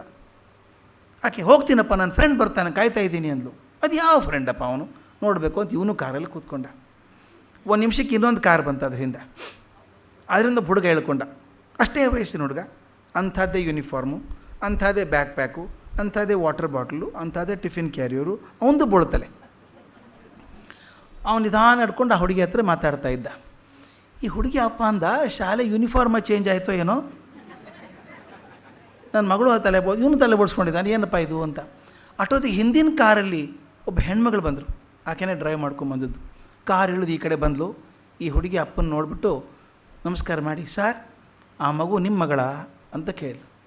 ಹೌದು, ನನ್ನ ಮಗಳಾಕೆ ಅಂತ. ತಕ್ಷಣ ಆಕೆ ಹೇಳಿದಂತೆ, ಮಗಳಲ್ಲ ಸರ್, ಅದು ಎಷ್ಟು ಜನ್ಮ ದೇವರಿಗೆ ಪ್ರಾರ್ಥನೆ ಮಾಡ್ಕೊಂಡಿದ್ರು, ಒಬ್ಬ ದೇವತೆ ನಿಮ್ಮ ಮಗಳಾಗಿ ಬಂದಿದ್ದಾಳೆ, ದೇವತೆ ಸರ್ ಆಕೆ ಅಂದು. ಇವನು ಆಕೆ ನೋಡ್ತಾನೆ ಇಲ್ಲ, ಅವರಿಬ್ಬರನ್ನ ನೋಡ್ತಾ ಇದ್ದಾನೆ. ಆ ಹುಡುಗ ನಿಮ್ಮ ಮಗನ ಅಂತ ಕೇಳ್ದ. ಹೌದು ನನ್ನ ಮಗ ಅಂತ ಆಕೆ ಅಂದ್ಲು. ಏನು ವಿಚಿತ್ರ ನೋಡ್ರಿ ಅಂದ ಅವನು. ಶನಿವಾರ ದಿವಸ ಹಠ ಹಿಡಿದ ಹುಡುಗಿ ನೀನು ತಲೆ ಬೋಳ್ಸ್ಕೊಂಬಂದು ಯಾಕೆದು, ನಿಮ್ಮ ಹುಡುಗನೂ ಹಾಗೆ ಮಾಡಿದ್ದಾನೆ, ಏನು ಸ್ಪೆಷಲ್ ಇದು ಅಂತ ಆಕೆಯನ್ನು ಕೇಳಿ ಆಕೆ ನೋಡ್ದ. ಅಲ್ಲಿವರೆಗೂ ಸರಿಯಾಗಿ ನೋಡಿರಲಿಲ್ಲ. ಆಕೆ ಮೊದಲೇ ಅಳ್ತಾ ಇದ್ಲು. ಇವನಿಗೆ ಕೇಳಿದ ತಕ್ಷಣ ದುಃಖ ತಡ್ಕೊಳ್ಳೋಕ್ಕಾಗಲಿಲ್ಲ, ಉಕ್ಕಿ ಬಂದು ನೆಲಕ್ಕೆ ಕೂತ್ಕೊಂಡ್ಬಿಟ್ಲು, ಬಿಕ್ಕಿ ಅಳೋಕ್ಕೆ ಶುರು ಮಾಡಿದ್ಲು. ಇವನು ಗಾಬರಿ ಆದ, ನಾನೇನಾದರೂ ಅಂದ್ಬಿಟ್ಟು ನಾನು ನಿಮಗೆ ಸಾರಿ ತಪ್ಪಾಯ್ತಾ ಅಂತ ಕೇಳ್ದ. ಆಕೆ ಕಣ್ಣು ಒರೆಸ್ಕೊಂಡು ಎದ್ದು ನಿಂತ್ಕೊಂಡು, ತಪ್ಪೇನಿಲ್ಲ ಸರ್, ನನಗೆ ದುಃಖ ತಡ್ಕೊಳ್ಳೋಕ್ಕಾಗಲಿಲ್ಲ ಅಷ್ಟೇ, ನನ್ನ ಮಗ ತಲೆ ಬೋಳಿಸ್ಕೊಂಡಿಲ್ಲ ಸರ್, ನಾನು ಒಬ್ಬನೇ ಮಗ, ಅವನು ಹುಟ್ಟಿದ್ದೇ ಒಂದು. 3 ವರ್ಷದ ಕೆಳಗೆ ಅವನು ಜ್ವರ ಬರ್ತಾಯಿತ್ತು ಮೇಲೆ. ಡಾಕ್ಟ್ರಿಗೆ ತೋರಿಸಿದ್ವಿ, ಜ್ವರ ಅಂತ ಟ್ರೀಟ್ಮೆಂಟ್ ಕೊಡ್ತಾಯಿದ್ರು. ಹೋದ ವರ್ಷ ನೋಡಿದರೆ ಅವನಿಗೆ ರಕ್ತದ ಕ್ಯಾನ್ಸರ್ ಇದೆ ಅಂತ ಹೇಳಿದ್ದಾರೆ. ಡಾಕ್ಟ್ರ್ ಹೇಳಿದರು, ನಿಮ್ಮ ಮಗ ನಿಮ್ಮ ಮನೆಗೆ ಅತಿಥಿ ಇದ್ದ ಹಾಗೆ, ಯಾವಾಗ ಬೇಕಾದರೂ ಎದ್ದು ಹೋಗ್ಬೋದು, ಇರೋ 6 ದಿವಸ ಚೆನ್ನಾಗಿ ನೋಡ್ಕೊಳ್ಳಿ ಅವನು, ಅಷ್ಟೇ ಸಾಕು ಅಂತ ಹೇಳಿದರು. ನಾವು ಕೆಮೊಥೆರಪಿ ಶುರು ಮಾಡಿದ್ದೀವಿ 6 ತಿಂಗಳಿಂದ. ಮೈ ಮೇಲೆ ಕೂದಲೆಲ್ಲ ಉದುರು ಹೋಗಿದೆ, ಮೈ ಒಣಗಿ ಹೋಗಿದೆ ಹುಡುಗಂದು. ಕೆಮೊಥೆರಪಿ ಮುಗಿಸ್ಕೊಂಡು ಬಂದಾಗ ಮನೆಗೆ ಆ ಹುಡುಗ ಬದುಕ್ತಾನೆ ಅಂತ ನಂಬಿಕೆ ಇರೋಲ್ಲ ನಮಗೆ, ಅಷ್ಟು ಒದ್ದಾಡ್ಬಿಡ್ತಾನೆ, ತುಂಬ ಕಷ್ಟ ಆಗುತ್ತೆ. ಪ್ರತಿ ಸಲ ನಿಮ್ಮ ಮಗಳು ಬರ್ತಾಳೆ ನಮ್ಮ ಮನೆಗೆ, ಅವನ ಜೊತೆ ಕೂತ್ಕೋತಾಳೆ, ಬಾರೋ ಶಾಲೆಗೆ ಸರ್ ಆರಾಮ ಅನಿಸುತ್ತೆ ಅಂತಾಳೆ, ಉತ್ತೇಜನ ಕೊಡ್ತಾಳೆ, ಒಂದು ತಾಸು ಮಾತಾಡ್ತಾಳೆ. ಮೊನ್ನೆ ಶುಕ್ರವಾರ ದಿವಸ ಕರ್ಕೊಂಬಂದಾಗಂತೂ ಅವತ್ತು ಬದುಕೋಲ್ಲ ಅವನು ಅಂತ ತೀರ್ಮಾನ ಮಾಡ್ಕೊಂಡಿದ್ವಿ ನಾವು. ಈ ಹುಡುಗಿ ಸಾಯಂಕಾಲ ಬಂದು ಕೂತ್ಕೊಂಡು, ನೀ ಶಾಲೆಗೆ ಬಾರೋ ಸ್ವಲ್ಪ ಆರಾಮ ಅನಿಸುತ್ತೆ, ಫ್ರೆಂಡ್ಸ್ ಜೊತೆಗೆ ಆಟ ಆಡಿ ಸ್ವಲ್ಪ ಖುಷಿ ಅನಿಸುತ್ತೆ ಬಾ ಅಂದರು. ನಮ್ಮ ಹುಡುಗ ಹತ್ಕೊಂಡು ಹೇಳಿದೆ, ನಾ ಬರೋಲ್ಲ, ನಾನು ನೋಡಿದ್ರೆ ಹುಡುಗರು ನಗ್ತಾರೆ, ನಾ ಬರೋಲ್ಲ ಅಂದ. ನಿಮ್ಮ ಹುಡುಗಿ ಏನು ಮಾಡಿದ್ಲು ಗೊತ್ತಾ, ತನ್ನ ಪುಟ್ಟ ಕೈಯನ್ನು ನನ್ನ ಮಗನ ಕೈ ಮೇಲೆ ಹಾಕಿ, ನೀ ಚಿಂತೆ ಮಾಡಬೇಡ ಬಾರೋ, ನೀನು ನೋಡಿ ಯಾರೂ ನಗಲ್ಲ, ಹಾಗೆ ನಾನು ಮಾಡ್ತೀನಿ, ನಾನು ನೋಡಿ ನಕ್ಕರೂ ಅಡ್ಡಿ ಇಲ್ಲ, ನೀನು ನೋಡಿ ನಗಲಾರ್ದಂಗೆ ಮಾಡ್ತೀನಿ ಬಾ ಅಂದ್ಲು. ನನ್ನ ಮಗನಿಗೆ ಅದು ಏನು ಅಂತ ಗೊತ್ತಾಗಲಿಲ್ಲ. ಆಕೆ ಮಾತು ನಂಬ್ಕೊಂಡು ಮೊದಲನೇ ಬಾರಿಗೆ ಶಾಲೆಗೆ ಬಂದಿದ್ದಾನೆ ಈ ವರ್ಷದಲ್ಲಿ ಅವನು. ನಾವು ಬರಬೇಕಾದ್ರೆ ದಾರಿಯಲ್ಲಿ ನಿಮ್ಮ ಮಗಳು ನಿಂತಿದ್ದನ್ನು ನೋಡಿದೆ ಗೇಟ್ ಹತ್ರ. ಆಕೆ ಬೋಳುತ್ತಲೆ ನೋಡಿದ ತಕ್ಷಣ ನನಗೆ ಅರ್ಥ ಆಯಿತು, ನನ್ನ ಮಗನಿಗೋಸ್ಕರ ನಿಮ್ಮ ಮಗಳು ಮಾಡಿದಂಥ ತ್ಯಾಗ ಇದು ಅಂತ ಗೊತ್ತಾಯಿತು. ಅದಕ್ಕೆ ಹೇಳಿದೆ, ಸರ್ ನಿಮ್ಮ ಮಗಳು ಹುಡುಗಿ ಅಲ್ಲ, ಅದು ಎಷ್ಟು ಜನ್ಮ ದೇವತೆಗೆ ಪ್ರಾರ್ಥನೆ ಮಾಡಿದ ಬಂದಂಥ ದೇವತೆ ಅದು ಅಂತ ಹೇಳಿದೆ ಅಂತ. ಈಗ ಅಪ್ಪನಿಗೆ ಅರ್ಥ ಆಯಿತು, ಆ ಹುಡುಗಿ ಯಾಕೆ ತಲೆ ಬೋಳಿಸ್ಕೋಬೇಕು ಅಂತಿದ್ಲು ಅಂತ. ಅವ್ನು ದುಃಖ ತಡ್ಕೊಳ್ಳೋಕ್ಕಾಗ್ದೇ ತನ್ನ ಮುಖ ಕೈಯಲ್ಲಿ ಹಿಡ್ಕೊಂಡು ಬಿಕ್ಕಿ ಅತ್ತ ಹೇಳಿದಂತೆ, ಅಮ್ಮ ಈ ಜನ್ಮದಲ್ಲೇನೋ ನನ್ನ ಮಗಳಾಗಿ ಬಂದುಬಿಟ್ಟಿದ್ಯಮ್ಮ ನೀನು, ಆದರೆ ಮುಂದಿನ ಜನ್ಮದಲ್ಲಿ ಖಂಡಿತ ಮಗಳಾಗಿ ಹುಟ್ಟಬೇಡ, ನನಗೆ ತಾಯಿಯಾಗಿ ಹುಟ್ಟಿ ಬಾ, ಮತ್ತೊಬ್ಬರನ್ನ ಅಕಾರಣವಾಗಿ ಪ್ರೀತಿ ಮಾಡೋದು ಹೇಗೆ ಅಂತ ಕಲಿಸ್ಕೊಡು ಅಂತ ಕೇಳಿದ್ದಂತೆ. ಈ ಪುಟ್ಟ ಹುಡುಗಿ ನಾವೆಲ್ಲ ಹಾಗೇ ಇದ್ವಿ ಸರ್, ಸಣ್ಣವರಿದ್ದಾಗ, ತೀರಾ ಸಣ್ಣವರಿದ್ದಾಗ ಹಾಗೇ ಇದ್ವಿ ನಾವು, ಎಲ್ಲವನ್ನೂ ಹಂಚ್ಕೊಂಡು ತಿಂತಾಯಿದ್ವಿ, ಬದುಕ್ತಾ ಇದ್ವಿ. ಸ್ವಲ್ಪ ಶಾಲೆಗೆ ಹೋಗೋ 10 ವರ್ಷ ಆದಮೇಲೆ ಅಮ್ಮ ಹೇಳಿದರು, ನೀನು ಡಬ್ಬಾದಲ್ಲಿ ಹಲ್ವ ಹಾಕಿದ್ದೀನಿ, ಎಲ್ಲರಿಗೂ ಹಂಚಿ ಬರಬೇಡ, ತಿಂದು ಬಾ, ಬೇರೆ ಕೂತ್ಕೊಂಡು ತಿಂದು ಬಂದೆ. ಇನ್ನು ಕೇಳಿದ್ರು, ನಿಮ್ಮ ನೋಟ್ಬುಕ್ ಅವ್ನು ಕೊಡಬೇಡ, ಅವನಿಗೂ ಅಷ್ಟೇ ಮಾರ್ಕ್ಸ್ ಬರುತ್ತೆ ಹೇಳಬೇಡ, ನೀ ಆಸ್ತಿ ಮಾಡೋದು ತಮ್ಮನಿಗೆ ಹೇಳಬೇಡ, ಪಾಲು ಕೇಳ್ತಾನೆ ಕೊಡಬೇಡ, ಬೇಡ ಬೇಡ ಬೇಡ ಅಂದು ಇಷ್ಟಾಗಿ ಕೂತ್ಬಿಟ್ಟಿದ್ದೀನಿ ನಾನು. ಎಷ್ಟರ ಮಟ್ಟಿಗೆ ನಾನು ಸ್ವಾರ್ಥಿ ಆಗ್ತೀನೋ ನನ್ನ ಜೀವನ ಅಷ್ಟು ಸಣ್ಣದಾಗ್ತದೆ. ಈಗ ಧರ್ಮರಾಜನ ಮಾತು ನಮಗೆ ಅರ್ಥ ಆಗುತ್ತೆ. ಯಾವುದು ಶಾಶ್ವತವಾಗಿ ಉಳ್ಕೊಳ್ಳುವಂಥ ಜೀವನದ ಮೂಲ ಅಂತಂದರೆ ದಾನ. ಯಶಸ್ಸು ಬರಬೇಕಾದ್ರೆ ಆ ದಾನದಿಂದಾನೇ ಬರುವಂಥದ್ದು. ಅದು ಒಂದು ದಿವಸ ಅಲ್ಲ, ಶಾಶ್ವತವಾದ ನಮಗೆ ಯಶಸ್ಸು ಸಿಗಬೇಕಾದ್ರೆ ಅದು ಜ್ಞಾನದ ಮೂಲಕನೇ. ಅದಕ್ಕೆ ಆ ಮಾತು ನಾನು ತುಂಬ ಮುಖ್ಯ ಆಗುತ್ತೆ. ಸಾಕ್ರೆಟಿಸ್ ಭಾಳ ಚೆಂದ ಹೇಳ್ತಾನೆ, ಒರಟಾಗಿ ಹೇಳ್ತಾನೆ, success of a life is measured by the number of people who cry when you die ಅಂತ. ನೀವು ಸತ್ತಾಗ ಎಷ್ಟು ಜನ ಕಣ್ಣೀರು ಹಾಕ್ತಾರೋ ಜನ, ಅದರ ಮೇಲಿಂದ ನಿಮ್ಮ ಜೀವನದ ಆಳದ ಬೆಲೆ ಗೊತ್ತಾಗುತ್ತೆ ಜನಕ್ಕೆ ಅಂತ. ಅಂದರೆ ಜೀವನದ ಯಶಸ್ಸಿನ ಮೂಲ ಯಾವುದು ಅನ್ನೋದನ್ನು ಧರ್ಮರಾಜ ಎಷ್ಟು ಚೆನ್ನಾಗಿ ಅರ್ಥ ಮಾಡಿ ಹೇಳ್ತಾನೆ ಒಂದೇ ಸಾಲಲ್ಲಿ. ಅದಕ್ಕಿಂತ ಸುಲಭ ಹೇಳೋಕ್ಕೆ ಸಾಧ್ಯ ಇಲ್ಲ. ದಾನಂ ಏಕಪದಂ ಯಶಃ. ನಮ್ಮ ಯಶಸ್ಸಿನ ಮೂಲ ಇರೋದು ನಾನು ಏನು ಕೊಡ್ತೇನೆ. World recognises you by what you give rather than what you receive. ನಾವು ಪಡ್ಕೊಳ್ಳೋದ್ರಲ್ಲಿ ಸುಖ ಇದ್ದೇ ಇದೆ, ಸಂತೋಷ ಆಗತ್ತೆ. ಆದರೆ ದಯವಿಟ್ಟು ನೋಡ್ಕೊಳ್ಳಿ, ನಮ್ಮ ಜೀವನ ನೋಡ್ಕೊಳ್ಳೋಣ. ನಾವು ಪಡ್ಕೊಂಡಾಗಿರುವಂಥ ಸುಖ ಸ್ವಲ್ಪ ಕಾಲ ಮಾತ್ರ ಇರುತ್ತೆ. ಕಾರ್ ತೊಗೊಂಡ್ರಿ, ಏನು ಸಂತೋಷ. ದಿವಸಕ್ಕೆ 3 ಸಲ ನೀರು ಹಾಕಿ ತೊಳೆದದ್ದು ಹೊಸ ಕಾರು. ಅವಾಗ ಬೇಕಾಗಿಲ್ಲ. ಆ್ಯಕ್ಚುಲಿ ಮೊದಲನೇ ಗೆರೆ ಬಿದ್ದಾಗ ನಿಮ್ಮ ಎದೆ ಮೇಲೆ ಗೆರೆ ಬಿದ್ದಂಗೆ ಅನಿಸುತ್ತೆ. ಅದು 4 ವರ್ಷ ಆದಮೇಲೆ ಚೇಂಜ್ ಮಾಡ್ಬೇಕ್ರಿ ಕಾರು, ವಯಸ್ಸಾಯ್ತದು. ಇದ್ದಂಥ ಸುಖ, ಖುಷಿ ಇಲ್ಲ, ಈಗ ಸಂತೋಷ ಇಲ್ಲ. ಆದರೆ ನೀವು ಯಾರಿಗಾದರೂ ಒಂದು ಸಹಾಯ ಮಾಡಿದರೆ ಎಲ್ಲೋ ಒಂದು ಕಡೆಗೆ ನೀವು ಜೀವನ ಬದುಕಿರೋವರೆಗೂ ಅದೊಂದು ಒಳ್ಳೆಯ ಕೆಲಸ ಮಾಡಿದೆ, ಅವತ್ತು ಯಶಸ್ಸಿಗೆ ಕಾರಣ ಆಗ್ತದೆ. ಆದ್ದರಿಂದ ಅವನು ಹೇಳೋ ಹಾಗೆ ದಾನಂ ಏಕಪದಂ ಯಶಃ ಅಂತ ಹೇಳಿದಾಗೆ. 3ನೇದ್ದು ಬಹಳ ಮುಖ್ಯವಾಗಿರುವಂಥದ್ದು ಸ್ವರ್ಗ ಇರೋದು ಸತ್ಯದಲ್ಲಿ ಅಂತ. ಎಷ್ಟು ಸುಂದರವಾದ ಮಾತು ಗೊತ್ತಾ. ಸ್ವರ್ಗ ಇರೋ ಸತ್ಯದಲ್ಲಿ ಅಂದರೆ ಏನರ್ಥ? ಸತ್ಯ ಎಲ್ಲಿದೆಯೋ ಅಲ್ಲಿ ಸ್ವರ್ಗ ಇದೆ ಅಂತ ಅರ್ಥ ಅಂತ ಹೇಳೋದು. ಸ್ವರ್ಗ ಬೇರೆ ಕಡೆ ಇಲ್ಲ. ಅವ್ನ ಡೆಫಿನೇಷನ್ ಎಷ್ಟು ಚೆನ್ನಾಗಿದೆ, ನಮಗೂ ಅನುಭವಕ್ಕೆ ಬಂದಿದೆ. ನಾವು ಯಾವುದೋ ಕಾರಣಕ್ಕೆ ಯಾರಿಗೋ ಒಂದು ಸುಳ್ಳು ಹೇಳಿರ್ತೀರಿ ನೀವು. ಎಷ್ಟು ನೆನಪಿಡ್ಬೇಕು ರೀ ಅದಕ್ಕೆ ಸುಳ್ಳು ಹೇಳಬೇಕಾದ್ರೆ. ಸತ್ಯಕ್ಕೆ ನೆನಪಬೇಕಾಗಿಲ್ಲ, ಒಂದೇ ಅದು. ನಾನು ಇವ್ರಿಗೇನು ಸುಳ್ಳು ಹೇಳ್ತೀನಿ, ಅವ್ರಿಗೇನು ಸುಳ್ಳು ಹೇಳ್ತೀನಿ, ಅವ್ರಿಗೇನು ನನ್ನ ನೆನಪಿಟ್ಕೋಬೇಕಲ್ಲ. ಸತ್ಯ ಹೇಳಿದ ನಿರಾಳ ಇರುತ್ತೆ. ಇತ್ತೀಚೆಗೆ ಒಂದು ಘಟನೆ ಆಯಿತು. ನನ್ನ ಸ್ನೇಹಿತರೊಬ್ಬರು ಮಗನಿಗೆ ಮದುವೆ ಮಾಡಬೇಕು ಅಂತ, ಅವರ ಆತ್ಮೀಯ ಸ್ನೇಹಿತನ ಮಗಳಿಗೆ ಕೊಡಬೇಕು ಅಂತ. ಇಬ್ಬರು ಬಾಲ್ಯದಲ್ಲೇ ಸ್ನೇಹಿತರಾಗಿದ್ದವರು ಮಾತಾಡ್ಕೊಂಡಿದ್ರು. ನನ್ನ ಮಗಳು ನಿನ್ನ ಮಗನಿಗೆ ಕೊಡ್ತೇನೆಯಾ ಅಂದಿದ್ರು. ಆಗ್ಬಹುದು ಅಂತ ಈತ ಅಂದ. ಕೊಟ್ಟರು. ಅಪ್ಪನಿಗೆ ಒಪ್ಕೊಂಡ್ರೆ ಮಕ್ಕಳು ಒಪ್ಕೋಬೇಕಲ್ಲ. ಆ ಹುಡುಗಿ ಬಗ್ಗೆ ಆ ಹುಡುಗನಿಗೆ ಯಾರೋ ಹೇಳಿದ್ರು, ಸರಿ ಇಲ್ಲ ಅಂತನೋ ಏನೋ ತಕರಾರಾಗಿ ಮಾಡೋಲ್ಲ ಅಂದ. ಇವನು ಗೆಳೆಯನಿಗೆ ಹೇಳೋದು ಹೇಗೆ ಮಾಡ್ಕೊಳ್ಳಲ್ಲ ಅಂಥೇಳಿ ಅದಕ್ಕೆ ಸುಳ್ಳು ಹೇಳಿ, ನನ್ನ ಮಗ ಊರಲ್ಲಿಲ್ಲ, ಬೇರೆ ದೇಶದಲ್ಲಿ ಕೇಳಿ ಹೇಳ್ತೀನಿ ಹಾಗೆ ಹೇಗೆ ಅಂತ ಡಾಜ್ ಮಾಡ್ಕೊಂಬಂದ. ದಯವಿಟ್ಟು ನೋಡಿ ಏನಾಯಿತು ಅಂತ ಮೊನ್ನೆ ಹೇಳ್ತಿದ್ದ ನನಗವನು. ನಾನು ಇಲ್ಲ ಅಂತ ಹೇಳೋಕ್ಕೆ ಧೈರ್ಯ ಇಲ್ಲ ನನಗೆ, ಅದಕ್ಕೆ ನನಗೆ ಗೊತ್ತಿಲ್ಲ, ಮಗನಿಗೆ ಕೇಳ್ತೀನಿ ಅಂತ ಸುಳ್ಳು ಹೇಳಿದ್ದೀನಿ. ಆ ಸುಳ್ಳು ಹೇಳಿದ್ರಿಂದ ಗೆಳೆಯನ ಹತ್ರ ಮಾತಾಡೋಕ್ಕಾಗ್ತಾ ಇಲ್ಲ. ನಿಮಗೂ ಹಾಗೆ ಆಗಿರುತ್ತೆ, ದಯವಿಟ್ಟು ತಿಳ್ಕೊಳ್ಳಿ. ಅಕಸ್ಮಾತ್ ಯಾರು ಸುಳ್ಳು ಮಾತಾಡೋಕ್ಕಾಗಲ್ಲ ಅವ್ರ ಹತ್ರ. ಇಬ್ಬರು ದಿನನಿತ್ಯ ತಾಸುಗಟ್ಟಲೆ ಫೋನಲ್ಲಿ ಮಾತಾಡೋರು, ಈಗ ಮಾತಿಲ್ಲ, ಕತೆ ಇಲ್ಲ. ಮೊನ್ನೆ ಸ್ನೇಹಿತ ಕೇಳಿದ್ನಂತೆ, ಏನೋ ನನ್ನ ಮಗಳ ವಿಷಯ ಕೇಳಿದೆ, ಹೇಳ್ತಾನೆ ಇಲ್ಲ ನೀನು, ಏನಾಯಿತು ಅಂತ. ಇವನು ಹೇಳಿದಂತೆ, ನೋಡಪ್ಪ ತಪ್ಪು ತಿಳ್ಕೊಬೇಡ, ಕ್ಷಮಿಸ್ಬಿಡು, ನನ್ನ ಮಗ ಬೇಡ ಅಂದ. ಅಲ್ಲೂ ಅವತ್ತು ಹೇಳ್ಬೋದಾಗಿತ್ತಲ್ಲ ಅಂತ. ಹೇಳೋದು ಹೇಗೆ? ಅದಕ್ಕೆ ಸುಳ್ಳು ಹೇಳ್ಕೊಂಬಂದೆ. ಅವ್ನು ಮೊನ್ನೆ ಹೇಳ್ತಾನೆ ನನಗೆ, ಇಷ್ಟು ನಿರಾಳ ಆಗಿಬಿಡುತ್ತೆ ಸತ್ಯ ಹೇಳಿದ್ಮೇಲೆ ನನಗೆ ಇನ್ನೊಂದು ತಪ್ಪಿಸ್ಕೊಳ್ಳೋಕೆ ಕಾರಣ ಇಲ್ಲ. ಬೇರೆ ಕೆಲಸಕ್ಕೂ ಫೋನ್ ಮಾಡ್ತಿರ್ಲಿಲ್ಲ, ಅವ್ನು ಮಾಡಿದ್ರೆ ಮತ್ತೆ ಮದುವೆದು ಕೇಳಿಬಿಟ್ರೆ. ಈ ಸಣ್ಣ ಸಣ್ಣ ವಿಷಯಗಳಲ್ಲಿ ನಮ್ಮ ಜೀವನ ನರಕ ಆಗೋದು ಸತ್ಯ ಹೇಳದೆ ಹೋದಾಗ. ಸುಳ್ಳು ಹೇಳಿದಾಗ ಯಾರನ್ನಾದರೂ ಮೋಸ ಮಾಡಬಹುದು.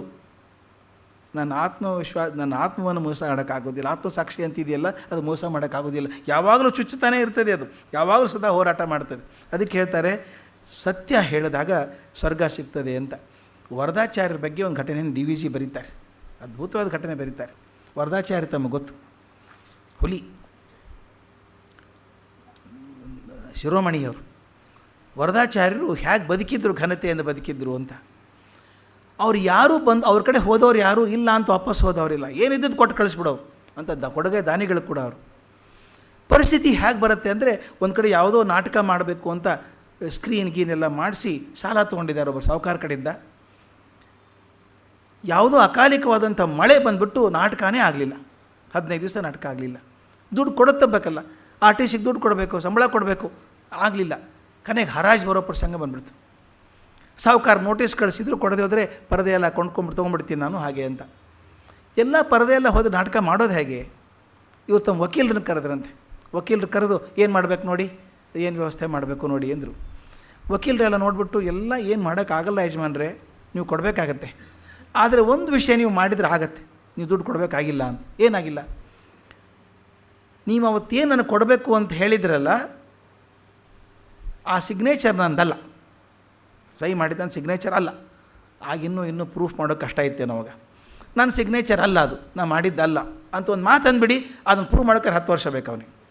ನಿಮಗೇನು ತೊಂದರೆ ಆಗಲ್ಲ, ಹರಾಜು ಮಾಡೋಕ್ಕಾಗಲ್ಲ ಅಂದರು. ವರದಾಚಾರ್ಯ ಹೇಳಿದ ಮಾತು ನನಗೆ ಖುಷಿ ಆಗೋದು. ಏನು ರೀ ವಕೀಲರೇ, ಈ ನಾಲಿಗೆ ಎಂದೂ ಸುಳ್ಳು ಹೇಳಿಲ್ಲ. 30,000 ರೂಪಾಯಿಗೋಸ್ಕರ ನಾಲಿಗೆನ ಒತ್ತೆ ಇಡಲ್ಲ ನಾನು. ಹರಾಜು ಹಾಕಲಿ, ಸೀನ್ರಿ ಹೋಗಲಿ, ಮತ್ತೊಂದು ಸೀನ್ರಿ ಮಾಡಿಸೋಣ. ಆದರೆ 30,000ಕ್ಕೋಸ್ಕರ ವರದಾಚಾರ್ಯ ಸುಳ್ಳು ಹೇಳ್ದ ಅಂತ ಜಗತ್ತು ಅನ್ನೋದು ಬೇಡ ಅಂತ. ಇದು ಬದುಕಿದಂಥ ರೀತಿ. ಹಂಗೆ ಬದುಕಿದ್ರು ಅಂತ ನೆನೆಸ್ತೀವಿ ಇವತ್ತು. ಅಕಸ್ಮಾತ್ ಅವ್ರು ಸುಳ್ಳು ಹೇಳೋನು ಮ್ಯಾನೇಜ್ ಮಾಡಿದರೆ ಹೆಸರು ಉಳಿತಿರಲಿಲ್ಲ ಅನಿಸುತ್ತೆ. ಅದಕ್ಕೆ ಹೇಳ್ತಾನೆ, ಸ್ವರ್ಗ ಸಿಗೋದು ಸತ್ಯದಲ್ಲಿದೆ. ಸ್ವರ್ಗ ನಮ್ಮ ಮನೆಯಲ್ಲಿದೆ, ನನ್ನ ಮನಸ್ಸಲ್ಲಿದೆ, ನನ್ನ ಹೃದಯದಲ್ಲಿದೆ. ಅದು ಯಾವಾಗ ನಿರಾಳವಾಗಿರ್ಬೇಕಾದ್ರೆ ಸತ್ಯದ ಬದುಕಿದ್ರೆ ಆಗ್ತದೆ ಅಂತ ಹೇಳ್ಕೊಂಡಾಗೆ ಅದನ್ನು ಹೇಳಿ ಇವತ್ತಿಗೆ ಇಲ್ಲಿ ನಿಲ್ಲಿಸೋಣ. ಜೀಸಸ್ ಒಂದು ಮಾತು ಹೇಳ್ತಾನೆ, ಅದ್ಭುತವಾದ ಮಾತನ್ನು ಹೇಳ್ತಾನೆ, I am the way and the truth and life ಅಂತ. ಮಾತು ಸ್ವಲ್ಪ ಅರ್ಥ ಮಾಡ್ಕೋಬೇಕು ಇದನ್ನು. ಐ ಆಮ್ ದ ವೇ, ನಾನು ದಾರಿ ತೋರಿಸ್ತೇನೆ ಬದುಕಿಂದು. ಆ ಬದುಕಿನ ದಾರಿ ಯಾವುದು? ಸತ್ಯದ ದಾರಿ ಮಾತ್ರ ಅಂತ. ದ ಟ್ರುತ್ ಆ್ಯಂಡ್ ಲೈಫ್, ಜೀವನದ ಒಂದೇ ಒಂದು ದಾರಿ ಅಂದರೆ ಸತ್ಯದ ದಾರಿ. ಸತ್ಯದ ದಾರಿ, ಅಸತ್ಯದ ದಾರಿ ಕೆಲವು ಶಾರ್ಟ್ಕಟ್ ಕ್ರಿಯೇಟ್ ಮಾಡ್ಬೋದು, ಬೇಗವಾದಂಥ ಫಲಗಳನ್ನು ಕೊಡ್ಬೋದು, ಆದರೆ ಅವೆಲ್ಲವೂ ವಿಷಫಲಗಳು ಅಂತ ನೆನಪಿರಬೇಕು. ಸತ್ಯದ ಫಲಗಳು ಯಾವಾಗಲೂ ಅಮೃತವಾಗಿರ್ತವೆ, ಸುಳ್ಳಿನ ಫಲಗಳು ಯಾವಾಗಲೂ ವಿಷವಾಗಿರ್ತವೆ. ಇವತ್ತಿಲ್ಲ ನಾಳೆ ತೊಂದರೆ ಕೊಡ್ತವೆ. ಅದಕ್ಕೊಂದು ಕಡೆ ಬರೆದಿದ್ದೆ ನಾನು, moment to take the path of untruth you commit yourself to a deferred punishment ಅಂತ. ನಾವೇ ಜಡ್ಜರು, ನಾವೇ ನ್ಯಾಯಾಧೀಶರು. ಅಕಸ್ಮಾತ್ ನಾನು ಸುಳ್ಳು ಹೇಳಿ ಏನಾದರೂ ಕೆಲಸ ಮಾಡಿಕೊಂಡಿದ್ದರೆ ನನಗೆ ಗೊತ್ತಿಲ್ಲದ ಹಾಗೆ ನಾನೇ ಜಜ್ಮೆಂಟ್ ಬರ್ಕೊಂಡಿದ್ದೀನಿ ಶಿಕ್ಷೆಯನ್ನು. ಅದು ಇವತ್ತು ಬರ್ಬೋದು, ನಾಳೆ ಬರ್ಬೋದು, 10 ವರ್ಷ ಆದಮೇಲೆ ಬರ್ಬೋದು. I commit myself to a deferred punishment. ಸತ್ಯದ ಮಾರ್ಗ ಸ್ವರ್ಗದ ಮಾರ್ಗ ಅಂತ ಹೇಳಿದಂಥ ಧರ್ಮರಾಜನಿಗೆ ಹೇಳಿ ಇವತ್ತು ಮಾತು ಮುಗಿಸೋಣ. ನಮಸ್ಕಾರ.